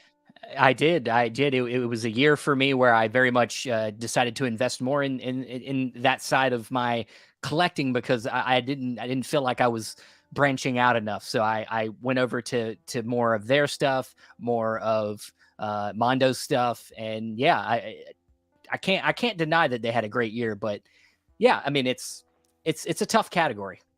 It truly is. There's a lot that happened in 2022, and I'm glad that people are giving attention to the labels that put in kind of like the most work into some of these. And I'm just glad that we are able to see that rewarded here publicly. So now, one of the things that really gets me sold on a great release is the booklets. I tend to absorb the booklets straight into my eyes the moment I can after watching a film. And for this category, we're going to go to a podcast called the Force 5 Podcast. I'm Jason Kleeberg, host of the Force 5 Podcast, a show that forces my guests to come up with a movie-themed top 5 list topic, and then we reveal our picks on air. For years, physical media booklets have been one of my favorite parts of a great on-disc package. They represent a level of care that feels like a premium extra as you flip through it during the opening credits, adding another dimension to the film that you're watching. Some of these include extremely well-written essays by the best film critics in the world. Some have amazing photos. Others have stories from the cast and crew that you never would have had access to otherwise. This one right here even has ninja throwing knife sets for just $29.99 plus $8.99 shipping and handling. Without further ado, here are your nominees for the best booklet.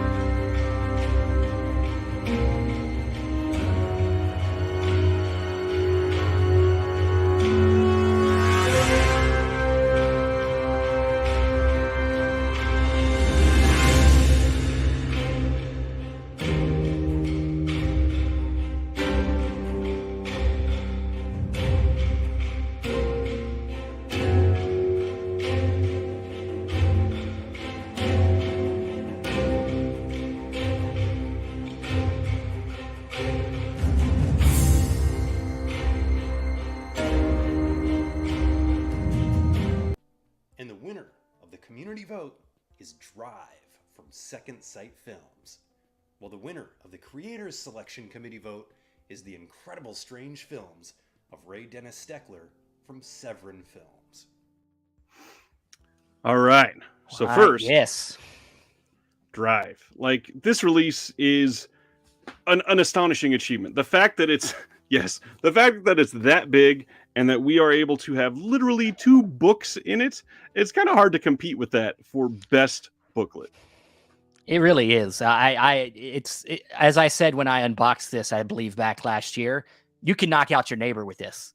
It's that big, it's that thick. But yeah, so many great essays in here, and of course, on a film with a film that's so new too, and that's what's good is that we're already, it's not an old film, but we're getting a lot of great look backs on it and written in this way. And yeah, it's a great one. And of course the Ray Dennis Steckler is fantastic as well.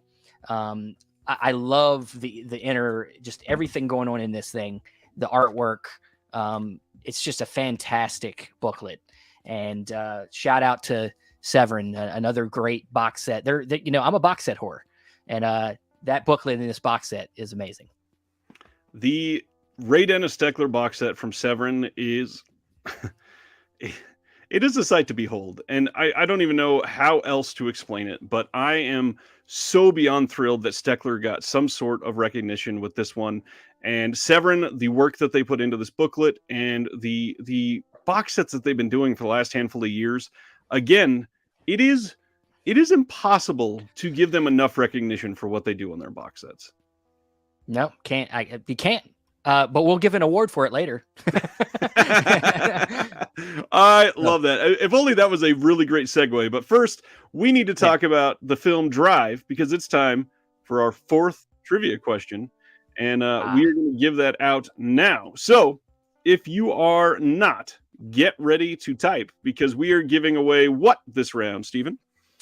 We are now to our $50 tier. So we have we have a $50 gift certificate to give away. So get ready for it, guys. This is from Grindhouse Video.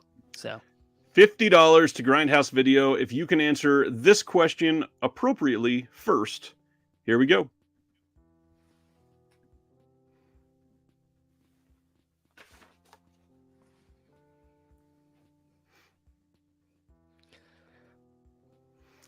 All right. While we're getting answers on this one, I want to throw out Poppy Padre says the director of Drive, which is Refn, of course, restored the first film on the Steckler box. Isn't that cool? He's doing that a lot on a lot of these, actually.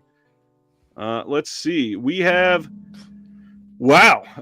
Psychotronic Cinema is handily the first person to get the answer for this correctly. That is James Salas. Yeah, that's a friend of the show, Ian Schultz, who has been on the podcast. So good job, Ian. Good job. Ian, please send an email to shelfshockrewind@gmail.com. Let us know that you won the $50 Grindhouse Video certificate, and we will get that out to you. Now, this is a part of the show that is going to be interesting. We are going to break into something that... well, first, let's do our last giveaway video, and then we'll go into something a little more serious. So let's do our last giveaway. I'm Derek, and there are many things that I love about physical media. One being that it is physical, and I can hold it and show it off. I really love special features, behind the scenes, making ofs, interviews, all of these things that generally you tend to get a lot of with physical releases. On occasion, you also get access to various cuts of the film. Or you get access to things that will likely never make it to streaming. Night Force, starring Linda Blair. Moving Target, starring Linda Blair. And who wouldn't want to hold a copy of Queen of the Damned? That was the fifth and final video from the giveaway for this. And I love all of the contributions that we got for this one. And it was really hard just to pick the final five and to pick a winner for this. Steven, I've been talking to both of you guys. Steven, would you like to share who won the giveaway for our 5 videos that we selected for this? All right. So yeah, as Ryan said, very tough to even narrow it down to 5. And these all were just really good. It's almost, if we had a 5-sided coin, it would have been nice, but that's not how coins work. So, we just said we thought about it hard, and we decided to go with Film Illiterate's video as the winner for this year's giveaway contest. So he's also getting a $50 gift certificate from Grindhouse Video. So congratulations, Film Illiterate. Congratulations to Film Illiterates. It was a wonderful video and very funny. And I love how many of these were funny as hell. It just worked out very well. Yes, it did. Like I said, now we're going to get a little serious. And I realized I did say something a little oddly there. That wasn't the last giveaway. We still have plenty more to go, but that was the last of the giveaway videos. We are going to break into something that it's really important to highlight certain aspects of this community, and we really wanted to show recognition for a name in the community that has been very important over the last multiple decades. And so we are going to introduce a memorial award, and let's break into that now.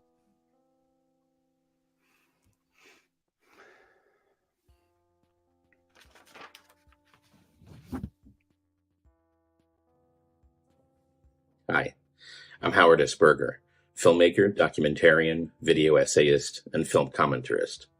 I'm deeply honored to have been asked to discuss my good friend and colleague, the late Sergio Mims.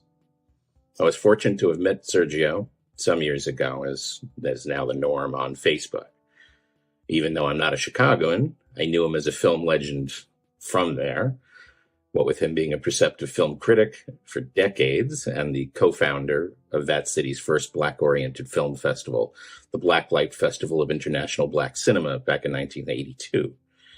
Then, the Black Harvest Film Festival, which recently celebrated its 28th year of activity.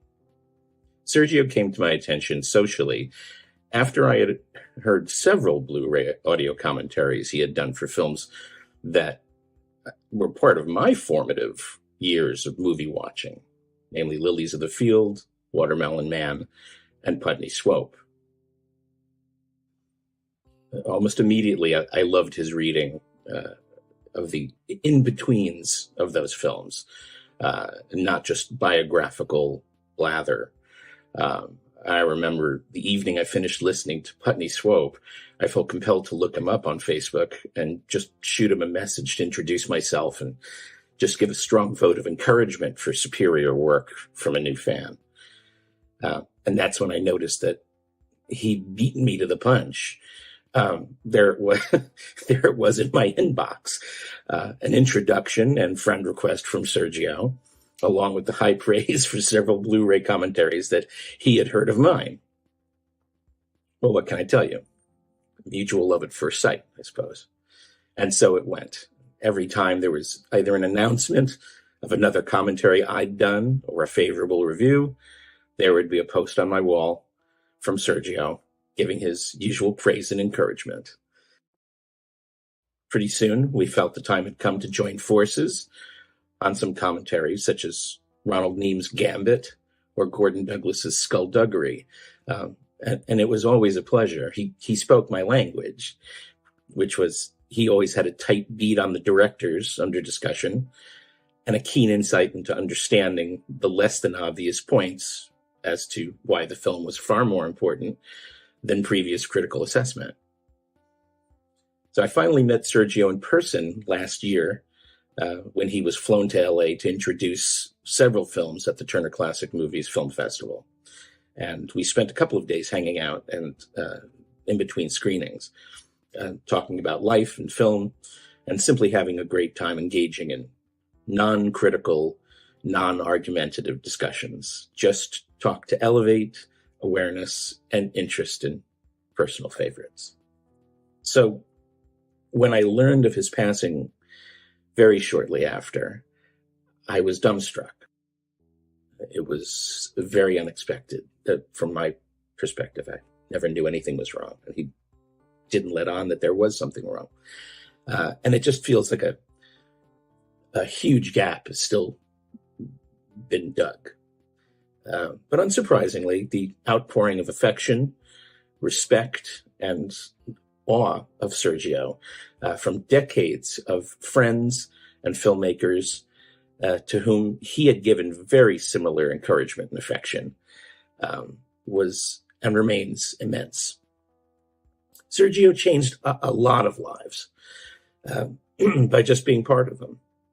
And his passion for film held no limits but high standards.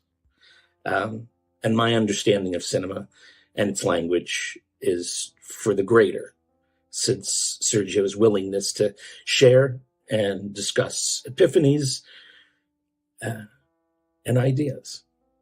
There were no limits.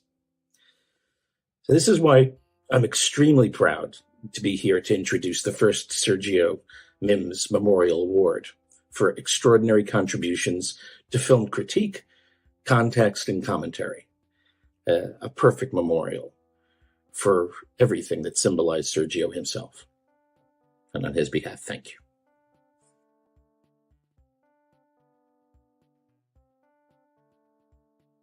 Memorial Award for extraordinary contributions to film critique, context, and commentary to Kayla Janice. Yes, Kayla Janice is a Canadian film writer, programmer, founder of International Horror School of Miskatonic Institute of Horror Studies, an international organization that offers the undergrad level history, theory, and production-based masterclasses and has branches in London, New York, and Los Angeles, and with Micropress Spectacular Optical Publications. Kayla's work ranges from literary works such as A Violent Professional, the films of Luciano Rossi, The House of Psychotic Women, and the co-authoring of many others, to producing documentaries and special features for many of the greatest releases in recent years. And many of them releases are on our shelves right now.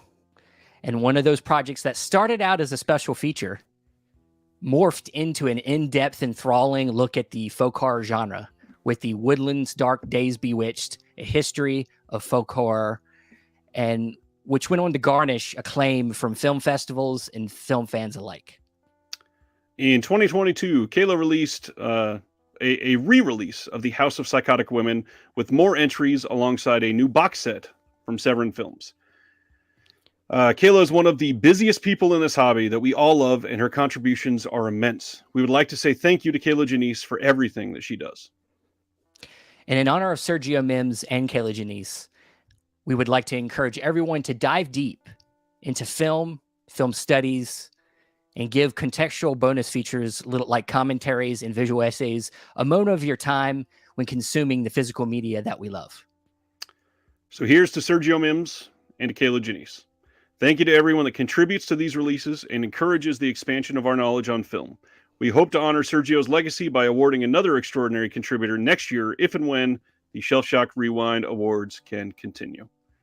Thank you, everybody, for that moment of seriousness and allowing us to contribute some kind words to Kayla Janice and to Sergio Mims. I think it is incredibly important to get some of these legacies out there for people to acknowledge and see and learn about. It has been an intense year to hear about the passing of Sergio, and there were some others that hit some people hard this year, but Sergio is one that has rocked an incredible film foundation in Chicago and everyone else that knew him closely. So thank you.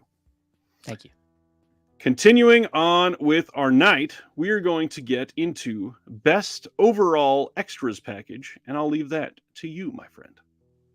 Well, we've gone through, we've dived deep in with categories like visual essay, commentary, and interviews. So now we're just talking about the overall extras package, which includes everything, and not just newly commissioned things, which is what we've been focusing on so far. We're talking about new stuff, archival stuff, the booklet, just everything that was included in the extras package to make the physical media release special. So with that said, here are our nominees for best overall extras package.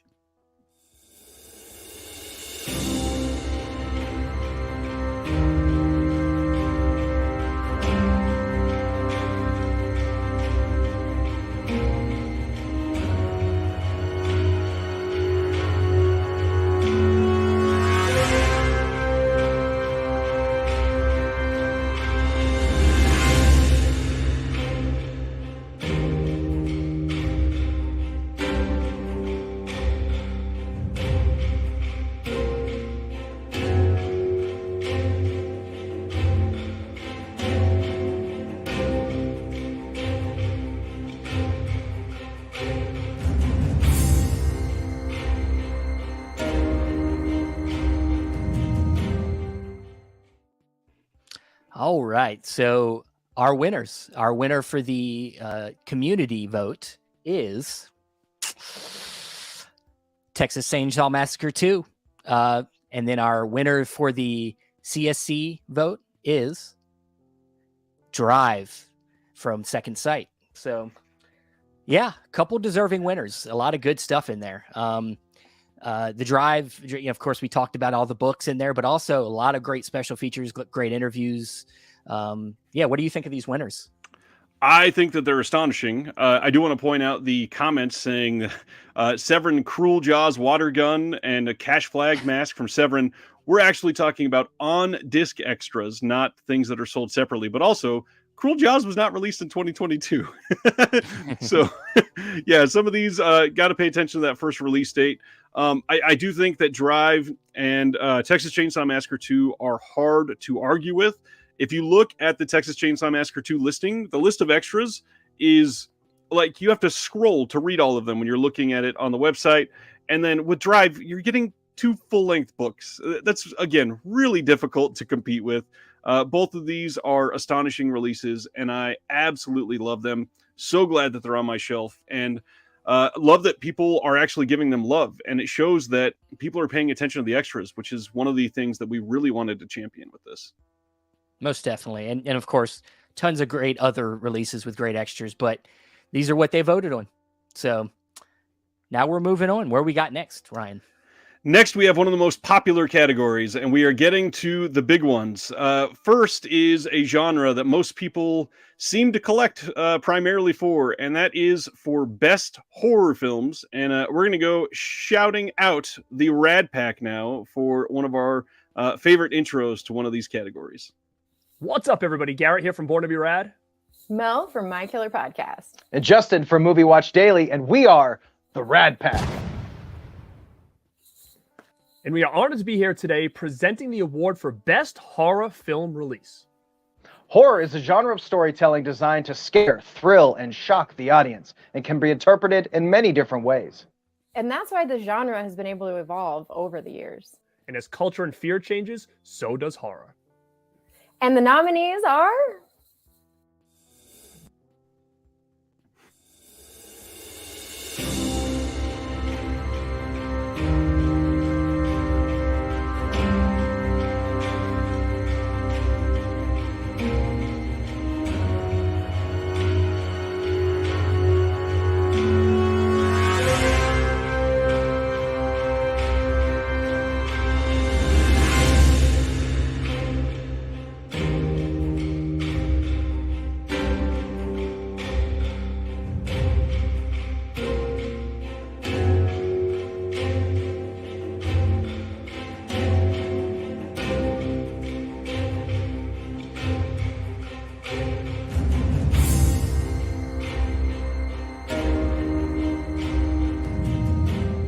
And the winner of the community vote is...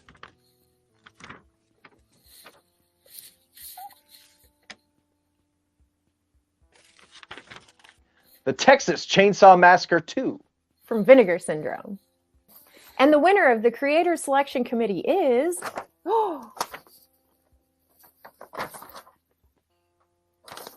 The Witch. From Second Sight Films. Congratulations to the winner. This is the Rad Pack signing off. Thank you for having us. And like always, stay rad. Stay weird. And stay killer.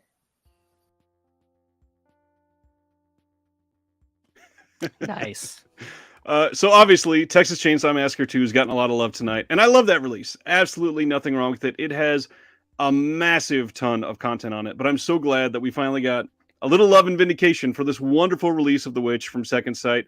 I did want to highlight, since it did not win earlier, The Witch has one of my favorite booklets of the last 5 years. This is an incredibly amazing release. The Witch is a masterpiece. It's one of the best films of the last 10 years, hands down. And I am so glad that people loved it. And Second Sight could give us easily the best release for this that we will probably ever have. I don't think we need another one. I love the commentary on that as well. Well, really great commentary. So, but yeah, now it's time to. Do we got anything else to go on before we move on to the next category? Yes. First, I wanted to shout out Cemetery Man, who says the only weird thing about Texas Chainsaw Massacre 2 is no new interview with Bill Moseley. He even said no one reached out to him for it. That was cleared up, by the way. I believe somebody said that they reached out, and his assistant just straight answered and said he doesn't have time right now.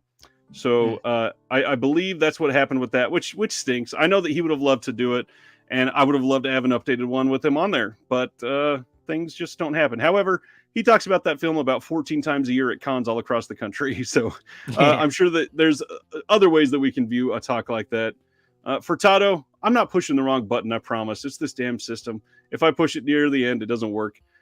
Next up, though, what we're going to do is go into our trivia. Trivia number 5. What are we giving away this time, sir? Well, we have one more $50 gift certificate to give away. So let's go for it. Ooh. All right. So this one, this is going to be kind of a tough one unless you really know people in some of these films. And since this is the first time we've gotten to talk about The Witch tonight, here comes our trivia question, number 5.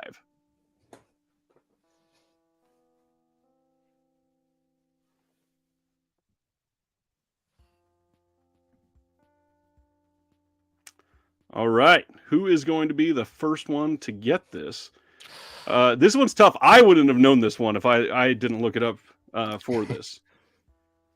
Oh man, just joined the chat a few minutes ago and already won. Silent Mandible has won the giveaway for question number 5. Congrats. It is Ralph Innocent. Silent Mandible, please send an email to shelfshockrewind at gmail.com and let us know that you won the $50 gift certificate. And we will get that out to you as soon as we can this week. Somebody said a goat played the patriarch. Gary Coleman. Anya Taylor-Joy did not play the patriarch. Oh God, I want to see Adam Sandler's The Witch now. I killed that witch. Oh man, that is amazing. Oh, Cemetery Man said Ralph something. That's a good try. Yeah, that was tough. Congratulations, Silent Mandible. I'm so glad that you're a big Ralph Innocent fan. I didn't even know that was a thing. Congrats. We are moving on. And the next thing that we're going to talk about is one of mine and your favorite things, I believe. And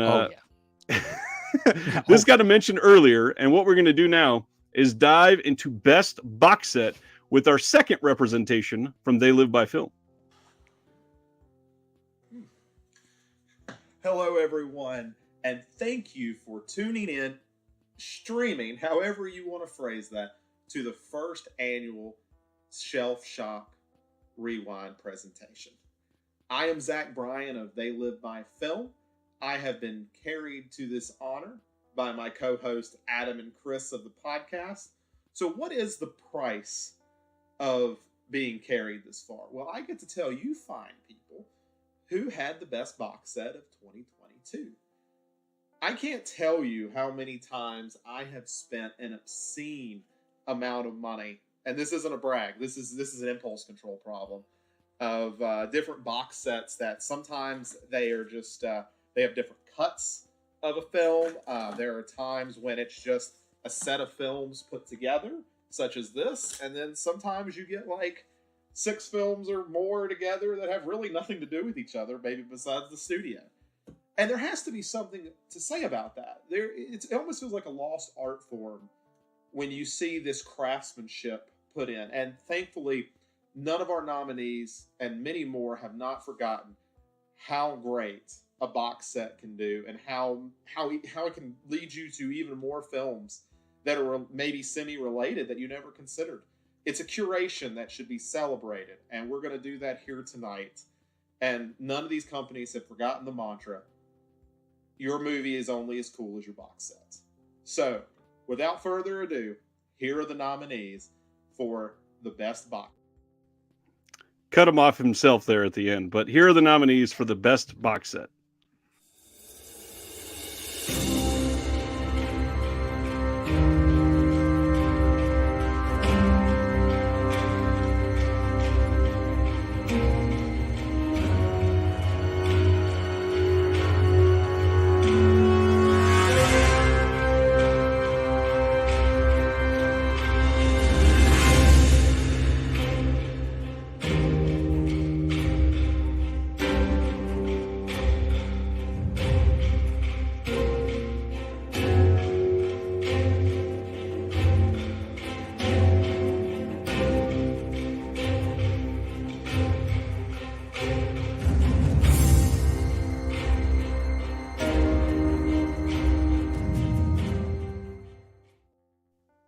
Now I'm going to wait a second to play the winners, because this is one that I'm torn by, because there are some really heavy hitters in this category.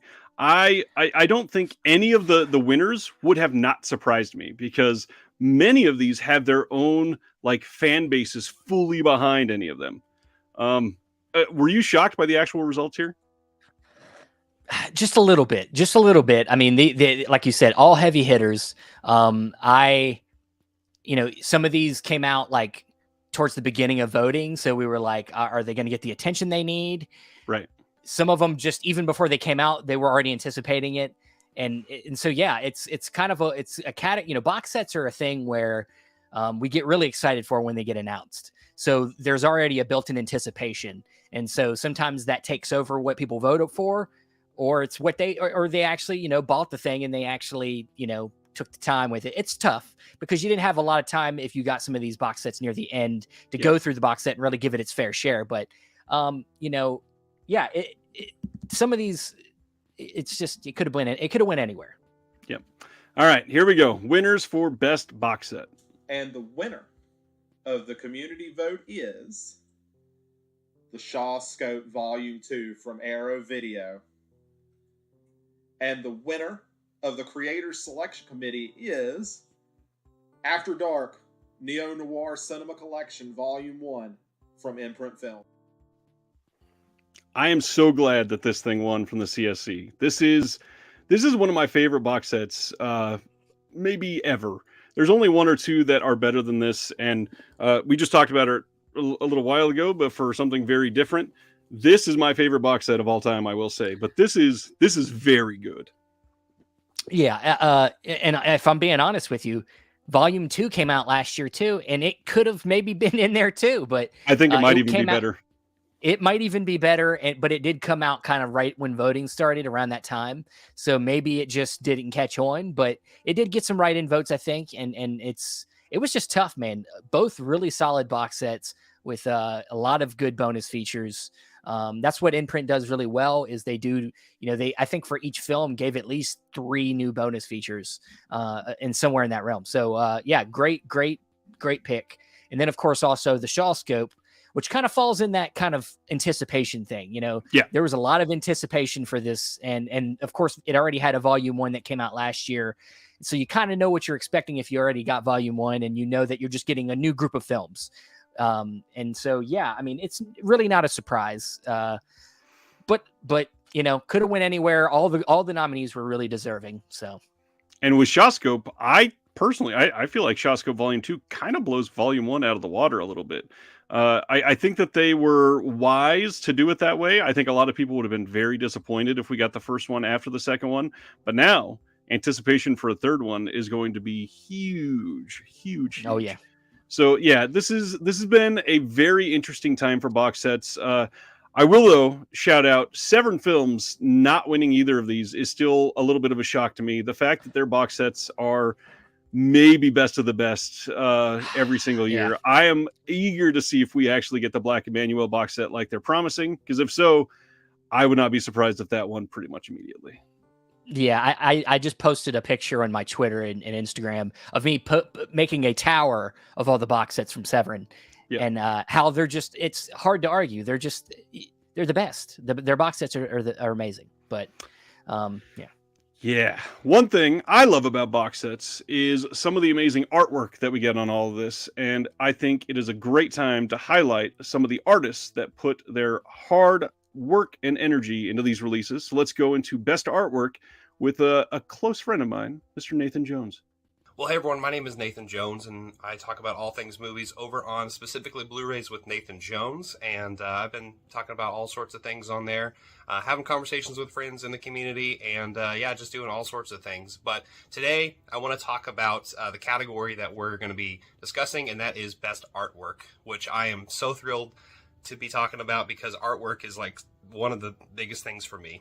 So I know a lot of people who like this industry are also fans of other physical media forms, say it is books or vinyl records. We used to pick up these covers and like just look at them and think, I don't really know anything about this, but this looks so cool. And this is the same exact thing with these movies. A lot of these things are blind buys for a lot of us, and I cannot be more thrilled to talk about the Best Artwork nominations. Artwork has always been something so creative that, we can have things that are so complex, things like this, where we can just get lost in the world that it creates. Or we can even get something that's a little bit reimagined of something that we already kind of know, and we, look at something as a different interpretation of what it looks like before. And, sometimes it's even as minimal as something that is like just perfect for the occasion. There are things that exist like that. And so, I'm really thrilled today to talk about the best artwork for this incredible award show. And anyway, the nominations are...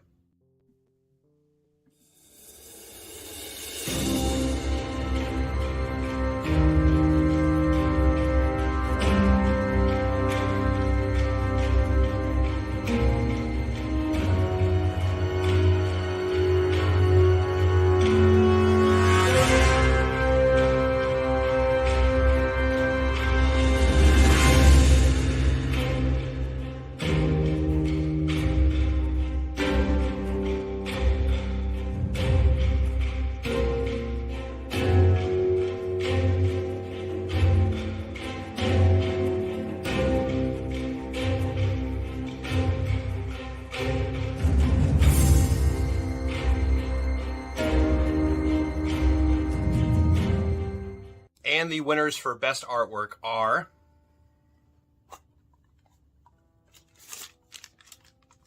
The community winner for Best Artwork is Texas Chainsaw Massacre 2 by Tony Stella from Vinegar Syndrome, which I wish I had right here in front of me. And the Creators Selection Committee winner is Cloak and Dagger VSU by Haunt Love from Vinegar Syndrome. Congratulations, guys, and thank you so much for watching. I'm not jonesing around. So the artists behind these do not get enough love. Just recently, you were able to talk to Tony Stella, I believe, correct? Yes, we were. He's up from Germany, and we got a chance to have a great conversation with him. He's got such an interesting life behind his love of art and how he got to this point where he's making great illustrations like this for releases. Yeah, I mean it's great stuff. It's not often that we get to see those faces. However, one of the artists let us share some of their genuine feelings for you. So let's take a look at this video. Hey, what's up, everyone? Haunt Love here in the print studio. I want to give a massive thank you to everyone out there disconnected and chasing labels for the immense honor of winning this year's Shelf Shock Rewind Best Art and Packaging Design for Vinegar Syndrome's release of Cloak and Dagger. This is one of those films that not only means a lot to myself, but obviously means a lot to you all out there. And it's always an amazing opportunity to work on a film like that. But with that privilege also comes a lot of responsibility to get it right. And I tried to cram as much nuance and detail into this thing as I possibly could. And to see the response when it came out, when it was released, was truly humbling. So thank you so much to everyone that picked this up. And a big shout out to Vinegar Syndrome and Justin Liberty for giving me both the opportunity to work on this, but also the trust and the freedom to work on this and do everything I wanted to do with this thing. It was truly an amazing opportunity. And I want to thank everyone once again for picking this up and for sharing this little bit of nostalgia with me. Peace. I love that we got somebody like Haunt Love to actually give us their face and feelings behind this, because that is so rare. Yeah. If you have ever wanted to support some of these artists, this is a great time to do it. It is getting more and more difficult every day for these artists to survive and thrive and be able to make a living for what they do. And one of the ways that you can support Justin is going to Rough Cut Fan Club, which is a t-shirt company that Justin is a big part of. And you could see the hoodie that he was wearing there, and they have some of the best artwork in the game. And I believe just this weekend they put up a release of Possession, and the shirt for that looks amazing. So if you are feeling froggy and want to be generous, go buy yourself a shirt, because that Possession shirt is amazing. So thank you, Justin, for coming on. Yeah, and I believe Tony Stella as well. A way to support him, other than, of course, just being interested in sharing his stuff around. He has a website where I think sells a lot of his prints of artwork. So you could go there and browse around and buy some artwork. Absolutely. Yeah, go take a look and buy some of these. These people are astonishing. And as far as Cloak and Dagger, we're not quite done with it. It's time for our 6th trivia question. Mr. Billings, what are we giving away this round?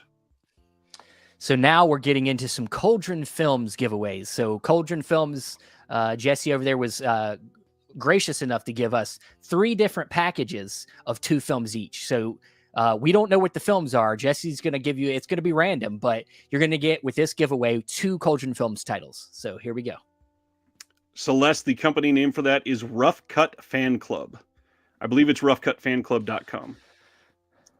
Okay, so the trivia question for this, it's going to be the first person to answer as usual. And here we go. By the way, they're getting a little bit harder since we're getting into some of the bigger. Oh.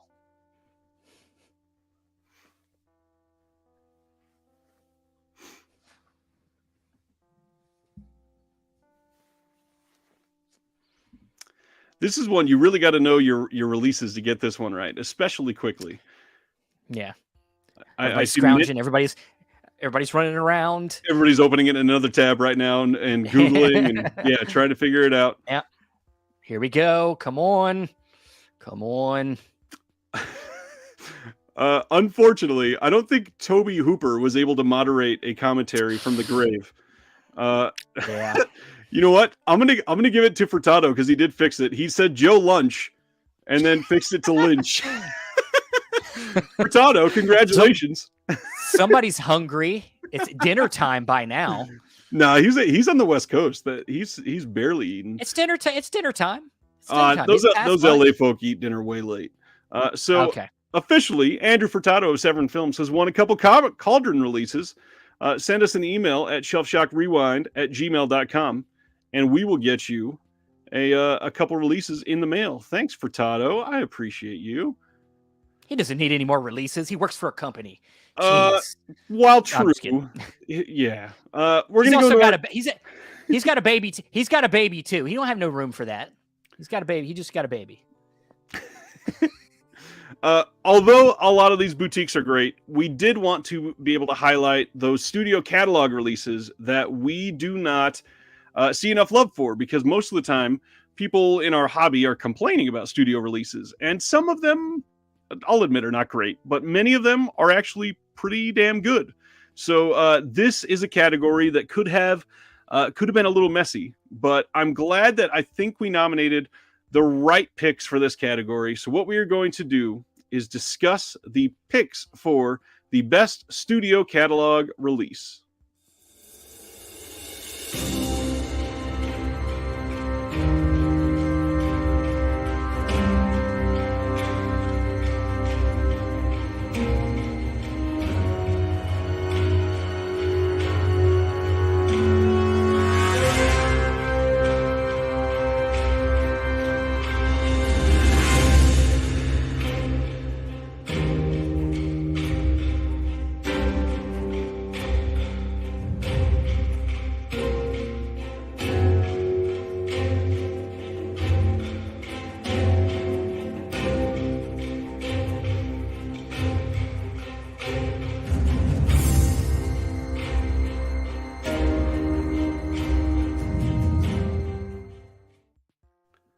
Lots of great possible winners in this one, and we got plenty of votes. We even had some write-ins on this one, which was interesting. But the community winner for Best Studio Catalog Release from 2022 went to The Godfather 4K release from Paramount, which I got to admit, it does look amazing in 4K. It is a wonderful, wonderful release. It is a beautiful presentation of one of the best films of all time, which is hard to argue with. Not really surprising that the community went that way. I would not have been shocked if another one won, but that one is not surprising at all either. Now for the CSC, this one I am a little bit shocked because this was my vote as well, but I am so glad that this one was picked because the Creators Selection Committee voted for Fright Night in 4K, and I am stoked because that release is amazing. Fright Night looks beyond what it was ever deemed possible on a home video, and I'm so glad that we were able to get that on 4K now. It is a wonderful release filled with amazing extras, and so glad that they put the time into it, because honestly, a lot of those horror and cult releases don't get love from the studios like that. So I'm glad that it was out there. Yeah, I still need to get it. I've been hearing about this since before voting started. I keep hearing about this Fright Night release, and I'm like, damn it, I got to get this thing. I got to get it. Absolutely. Yeah, it's a wonderful release, and it seems like not a lot of people have picked it up. So I'm glad that the people that did voted in it, and yeah, it's a winner. Winner for a reason. And now, speaking of winners, we're going to talk about some favorites. Now, this is different than what we've been talking about all night, which was best, because that was voted on as far as the CSC nominating people and people voting on those nominees afterwards. This one, there was no nominees. All we did was we gave a write-in option for everybody in the community, not the CSC, to be able to respond to what their favorite labels are. Steven, you're up first. Well, of course, this could have went anywhere, and of course, this was a lot of work by Ryan to have to count all these votes by hundreds of people to tally up what and we got everything. We got votes for every tons of labels, even small to big, And so the community did have a consensus vote, and it is. Did you say best region A only label? Yeah. Sorry if I almost screwed that up. Region A. This is best region A label. Best region A label. And region A, of course, is mostly U.S. territory. That's what we usually count it as. So, and the winner is Vinegar Syndrome. Vinegar, of course, Vinegar Syndrome, very popular label. They've been getting a lot of wins tonight. Yeah, you surprised? No. The only thing that I'm maybe surprised by is that I kind of expected Criterion and Vinegar Syndrome to cancel each other out a little bit. Two very passionate, fanboyish types of fans in those groups, and nothing wrong with that. I love my Criterion and Vinegar Syndrome. I literally have every single Vinegar Syndrome release, and Furtado loves his Mill Creek collection. I know that he does. So yeah, not surprised. You're gonna get a lot more of that Mill Creek soon. Yeah. This is not a surprise whatsoever. Vinegar Syndrome killed it in Region A, and they are absolutely loving it. With Vinegar Syndrome, there are a lot of really great titles, and your knowledge on Vinegar Syndrome is going to pay off right now if you know their catalog front to back for our next trivia question. Our seventh giveaway, what are we giving away? Another Cauldron package? Another Cauldron package. So random 2 releases from Cauldron. So here we go. Another 2 random releases. I am looking for the first person to correctly answer this trivia question. Go.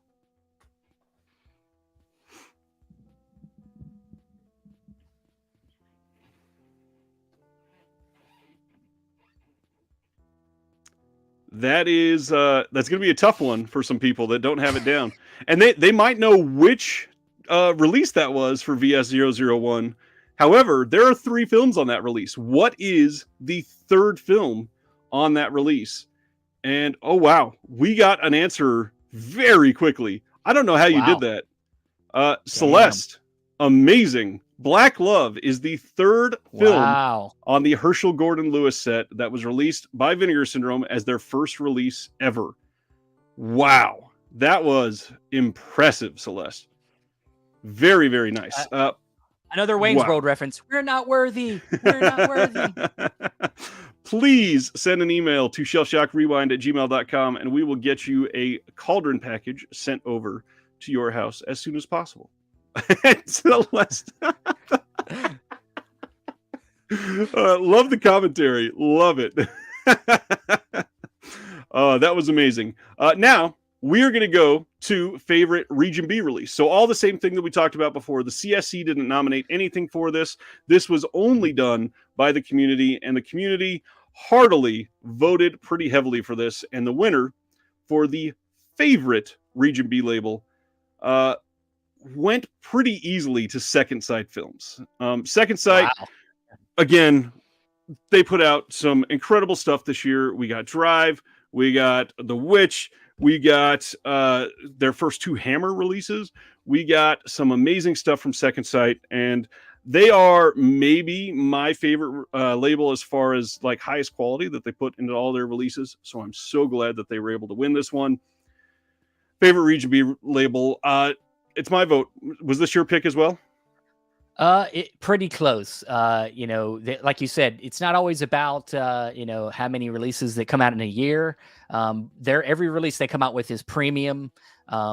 Whether it's the extras, the packaging, even just the film selection is just really great from them. So it's them or Indicator for me. Indicator is a big one for me. I would have loved some more Indicator love maybe in this selection, but yeah, I can't deny it. Second Sight's great.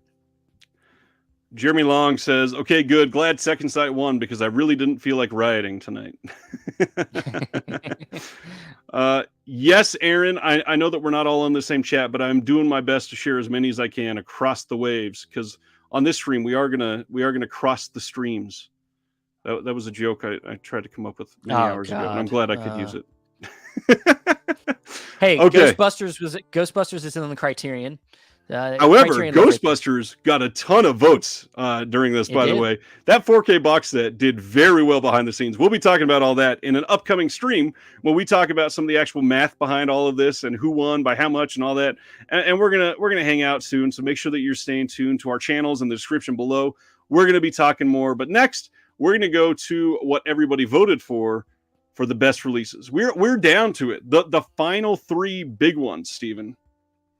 Yeah, this scared me. This really scared me because this could go in weird directions. And I think for the most part it was very successful, and it felt all these winners felt pretty right. We all have our personal choices, but I think we got some really great releases that win some of these big awards this year. So I can't argue with it. I completely agree. So what are you going to be presenting with us? Well, I'm going to present the best Region B release.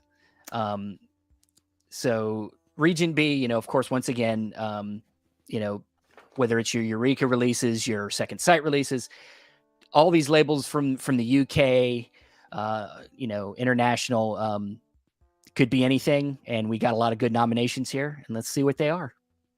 All right.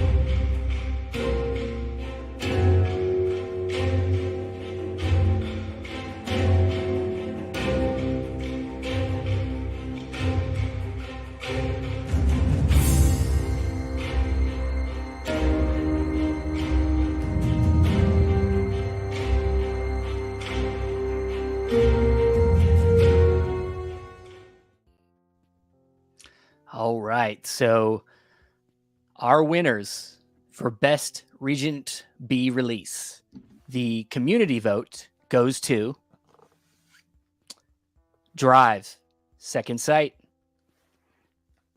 and the CSC winner goes to Drive, Second Sight. So, but our timing was great.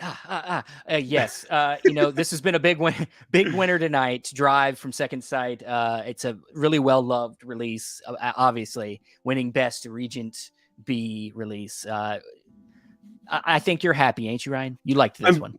I'm very happy. This is a beautiful release, and for everybody that got a chance to pick it up before the limited edition went out of print, I'm happy for you because it is a beautiful release.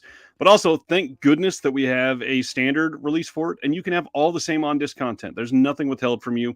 You don't get the 2 books, but you can get those elsewhere. It is absolutely worth it.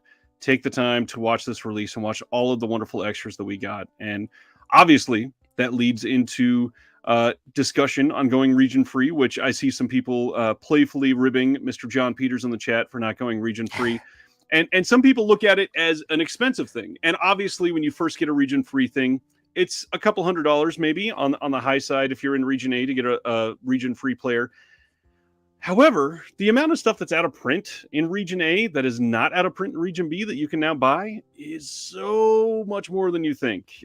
There's a lot of stuff that will literally never be released in North America that you can open up your horizons in if you are finally able to go region free. So it is completely worth it. By all means, do your best, invest, get it, and you will feel much better about your collection. And one of the things that you might feel better about is that we are going to discuss our 8th trivia question, which was not about the winner of this one. We already talked about Drive, so I figured let's talk about one of the other ones that were nominated and see who can be the fastest to answer this question.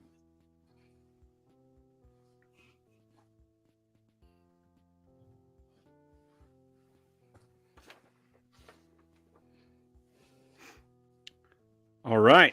Who is going to get this first? I believe we're giving away another Cauldron package. Is that right, Stephen? Our last Cauldron package? Yes. Last Cauldron package. We're seeing some guesses. 4, 7, 3, 6, 4, 6, 5, 6.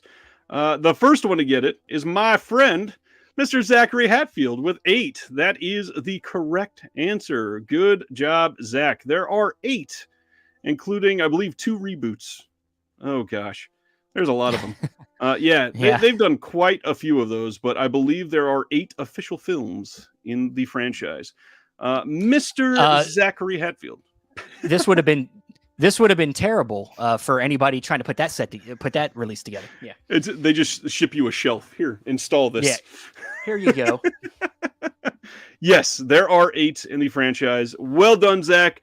Zach, please send an email to shelfshockrewind@gmail.com, and we will get you a release from Cauldron sent to your house for free. Congratulations on winning.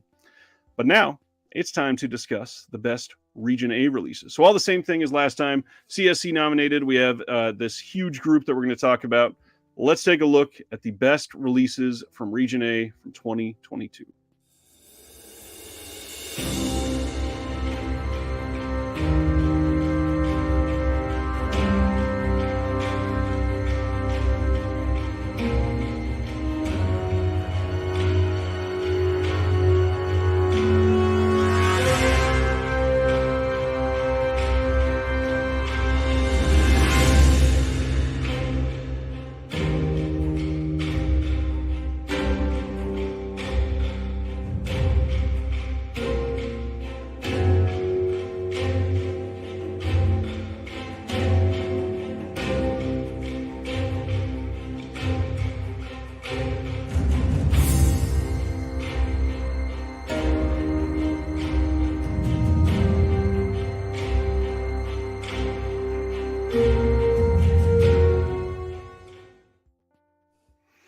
So again, this one is tough because we have like a box set and we have big titles from big labels that have a lot of fans. There are a lot here that are very, very easily could win these, and I would not be surprised whatsoever. The community vote for best Region A release of all of 2022 goes to Thriller from Vinegar Syndrome. And what a glorious release it is. And obviously that limited edition sold out on literally weekend 1. And they had to put out a standard release, and you can get almost everything. 3 out of the 4 discs that they had will be available in the standard. So it is still completely worth it to get. Wonderful release from Vinegar Syndrome. They killed it on that.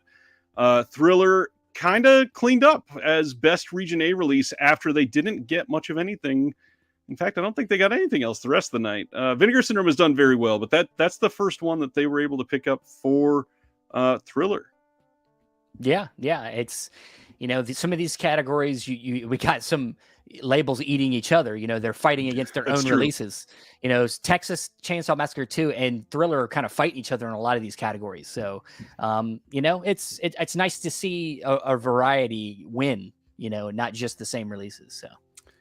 Well, speaking of same releases, we're going to discuss one that we've discussed quite often tonight. The winner from the CSC went to Out of the Blue from Severin Films. This film to win for the Creator Selection Committee as the best North American release, in my opinion, is very impressive that people paid attention to something like that. And I'm so glad that they were able to discuss it and get it out into more hands. But let's hear more from the people behind that restoration as we are nearing the end of our show. Everybody was thrilled with all these releases. Out of the Blue was nominated for Best Region A release, and it won for the creator side. According to the creators that were a part of this, this is the best North American release of all of 2022. Wow. Well, that's such a nice vindication, really, of Dennis's vision. It's an amazing movie. And even people who saw it on horrible VHS bootlegged tapes, were impacted by this movie like a sledgehammer, So, and I'm excited for John and I to share this news with Roundabout too, because they, like John said, they're Greg Garvin, Vince, they were so incredible and so generous with their time, and John. Vince Perosi and Greg Garvin. Greg was the color grader, and Vince Perosi was is in charge of post production over there. And one more final thank you from Out of the Blue left. Here we go. as a community, and I know that you can't speak to the literally hundreds of people that voted for this. We just want to say thank you, because this is an amazing gift. Thanks to all of you, and we hope you'll get the word out so more people see the movie. Right, and it's coming at Brooklyn Academy of Music too at BAM, so people get an opportunity to see it. And a big thanks to Severin, who is such a really, truly incredible partner. And I have to give a shout out to Josh Johnson, because he's helps promote and does their Instagram, and he's been so great about getting the word out. So, and I have to thank Elizabeth, because she's just been an amazing point person on the social media and support. And had we not done the Kickstarter, we couldn't have afforded to have done this out of our company's own resources. We're still paying bills on the movie. And so folks, go out there, don't pirate it, buy a disc. You'll be glad. I think you'll be glad you did. Speaking of still paying the bills for this release, I will shout out that the Out of the Blue website is linked in the description below, and they have so much to gain from this, and they've already invested in it themselves. There is a lot of items that you could purchase from their website right now, and one of the best things that you could possibly do is they have some stuff signed by Linda Manns, who has sadly now passed away in the last few years. So it's not something that you're going to be able to get again. And they are going to go immediately into, helping finance something that is clearly a passion project for two people that are behind this labor of love that killed it. They absolutely put out an amazing release, and Out of the Blue and Severin working together to release this, and BFI releasing it in the UK. It is literally one of the best things that has been released in the last 10 years, without a doubt. Most definitely. You know me, when we were starting this process, I was screaming about this release. And of course, Justin Long as well. Or Jeremy Long, I'm sorry. Not Justin Long. We don't have, it would be great. Hey, Justin Long is here. No. Jeremy Long, of course, was very big about this one as well. So here's Elizabeth from that video. She says, John, Ellen, Simon, and I are so grateful and touched by the appreciation and recognition for Dennis Hopper, Linda Manns, and our Discovery Productions 4K restoration of Out of the Blue. I'm so grateful that we were able to get that. You guys are amazing. So thank you. Thank you. We are down to our final two items to discuss for the night. We have one giveaway and one final category. The giveaway is going to come first, and we are giving away easily the biggest prize of the night. This is the Sony Pictures Classics anniversary box set, which has 10 films in 4K. And I don't believe any of them you can get in 4K like this anywhere else. It is by far the most complete package for these films. Some of these, like SLC Punk, was never even released on Blu Ray. So it made the jump from DVD to 4K, and you can only have it in this set. So if you want to be the lucky winner of the Sony Pictures Classics box set, you better get your hands ready, because I am sending the number 9 trivia question out to all of you now. First person to get this wins.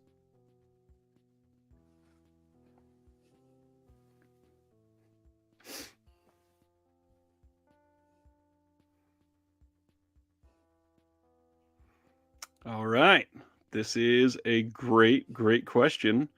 A lot of people jumping to Google at the moment. I can feel it. New tab just opened on their phone.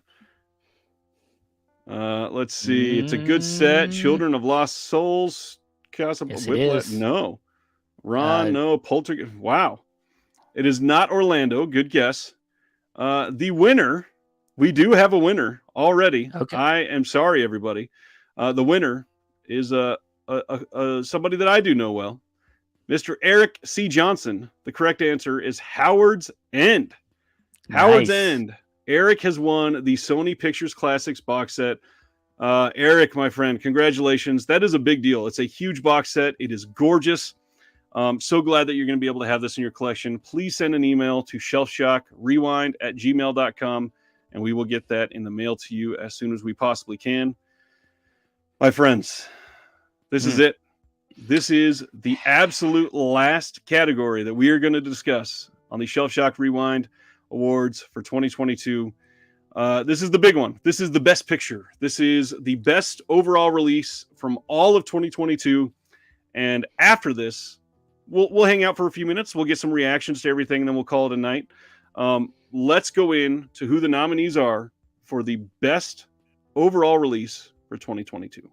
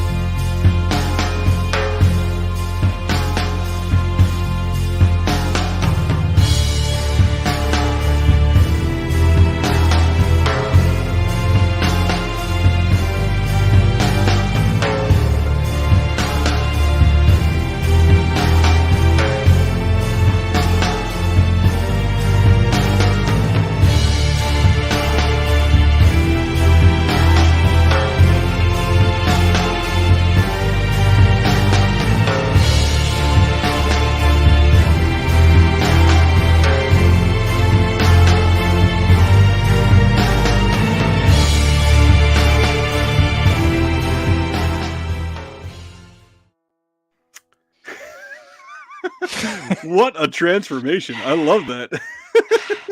Cobra Kai. No, I'm just kidding. All right. Yeah. So the community vote for the best overall release for all of 2022 goes to the Texas Chainsaw Massacre 2 from Vinegar Syndrome. Congratulations to Vinegar Syndrome and to the little Toby Hooper that could. This was a big deal. And obviously, I'm so glad that they were able to put this out and we could get a great release of this. On top of that, it's a Hooper film, and Hooper always needs more love, and I'm glad that we got it. And Mr. Billings, you can take us home with the final vote of the night. So now we are with the Creator Selection Committee winner, and of course, this was a lot of great films in this category, and we're going to end it here with the winner going to one of the biggest winners of the night, Drive from Second Sight. Congratulations to Second Sight, to Drive. This was a fantastic release, and I think well-deserved. Great stuff. That is a wrap for the 2022 Shelf Shock Rewind Awards. I am so grateful that we've had so many people hanging out with us tonight. It has been an absolute wonderful time to get this. It has been a labor of love from both of us. I promised to get this going, and we are here to react. So what's everybody's biggest surprise of the night? What is there something that people feel like was the biggest snub, maybe? Did you have one? Biggest snub. Oh, you know what? I mean, I don't know. I kind of, the Swimmer release from Indicator was one that I really loved, which was in the Region B category. I would have liked to seen a sneak in on that one. But I don't know. I haven't thought about it much. I was actually pretty happy with a lot of these. So I can't really say off the top of my head if there was any snubs necessarily, but. Yeah, I'm honestly shocked that there was. I know the Drive won a lot tonight, but I was honestly a little shocked that Second Sight didn't win for a few of the other things that they were nominated for. A lot of their stuff has been incredible. The other one for me, this is maybe no surprise, but Imprint Films deserved a lot more than they got tonight, in my opinion. I think they only won for best box set from the CSC, and it is shocking that they did not get more. Some of their special features have been absolutely incredible. Kino not even getting nominated for annual slate was a big deal. Yeah. I think they only really got nominated. Did they get nominated early on with some of the earlier releases? I don't think they had much in the later categories. Nope.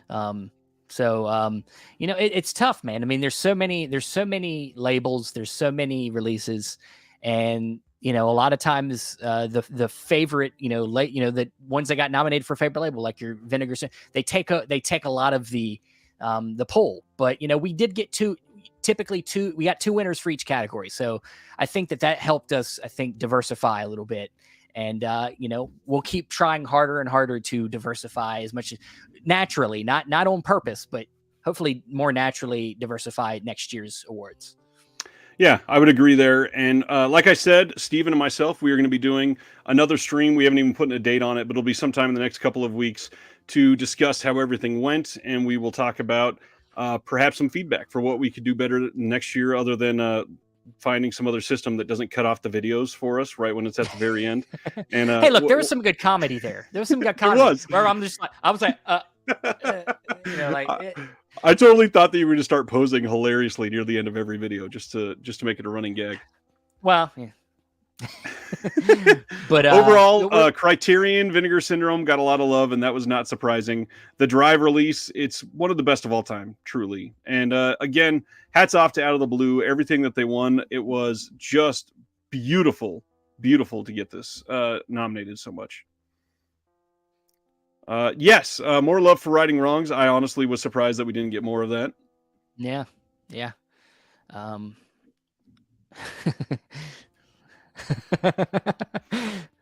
Oh man.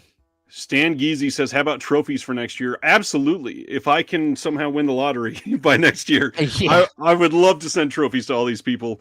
By all means, I'd like, especially Kayla Janice, I would love to send her something. And by the way, we are going to be taking the syndication of this, and on the Shelf Shock YouTube channel, we're going to be breaking it down into each individual category so that the labels even can take the snippet from the show and share it if they would like. It's a lot of work, and the stuff that they've done, they deserve the attention for it. So we're going to do everything I possibly can to make sure that they feel like they got recognized for it. Most definitely. And yeah, I mean, there's more, like you said, there's more to come with this. And we hope that, if we can make this a regular thing, we hope that this will keep, I think something like this will help, make you maybe pay attention a little bit more to what you're buying, your releases, as we talked about with the Sergio Mims Memorial Award. More context, looking into more of your releases when you get them in, and not letting them just sit on the shelf for 3 years. This now you have to vote every year for this show, and it's good to be prepared, and use that letterbox, use whatever tool you like to use to help keep up with some of the stuff that you like throughout this coming year. And so when it comes November this year to vote for next year's awards, then you'll feel better about your vote. So Jeremy Long is upset that my first VCR didn't win anything. Jeremy, that is a 2023 release, so we can talk about that next year. Yeah. Justin Long. And that reminds me, as you guys are going through 2023 and seeing everything that comes in, maybe start keeping a list. Hey, I really enjoyed the visual essay for this disc that I just got in April. That way you don't forget it when November and December rolls around and we do this again for next year. Hopefully you guys enjoyed this enough to want it to come back. And by then, we will make the best of this and improve and maybe make it a little bit bigger. I hope so. A lot of this process was just figuring out the logistics and figuring out the best way to get it all set up, and also just coordinating, a lot of coordination. Ryan did a lot of emailing of people and, organizing. I spent a lot of time doing graphics and things like that. And now that we kind of know how we've done it and maybe start thinking about improvements, I think next year can be improved in many ways, and will be even better and fun experience. So, and maybe we'll, with this one, maybe more people will want to come on and talk about the releases and do guest nominee videos. So absolutely, that'd be nice. I got a question for you. Cemetery Man wants to know, maybe we can make this a monthly show. How do you feel about that? No. You're gonna see me doing it from a cardboard box on the side of the street because my wife kicked me out of the house. So no. Yeah, there's no way in hell. This has been so much work, and not that we are, begging for compliments or anything here. We started planning this in September, and to have all this really coming out now 5 months later and see all of you enjoying the things that we've been working on, it is so incredible just to feel the love from the community all come together. And there's been more than 100 people watching this literally the entire time. So thank you all. This has been amazing. Steven, also thank you to you. This has been obviously a huge amount of work for both of us, and I could not have asked for anybody better to do it with. I appreciate it, man. You too, man. And I think a good friendship has started here just over this love of physical, not only just but doing this show. Now I have to talk to this guy all year long. Now I have to keep up with him. We'll be probably talking to each other all throughout the year about ideas about how to improve, it's great to do this, man. I can't wait to do it again with you next year. And I can't wait to see what the releases are. Can we go into the future and see what's coming out so I can go ahead and start getting ready for it? Absolutely. All right, everybody. I think that's all we got. This has been amazing. I'm stoked. We hit just over my estimate. I said 2.5 hours, and here we are at 2:41, and we're going to call it a night. Thank you all. This has been incredible. Till next time. Have a good night. Be safe.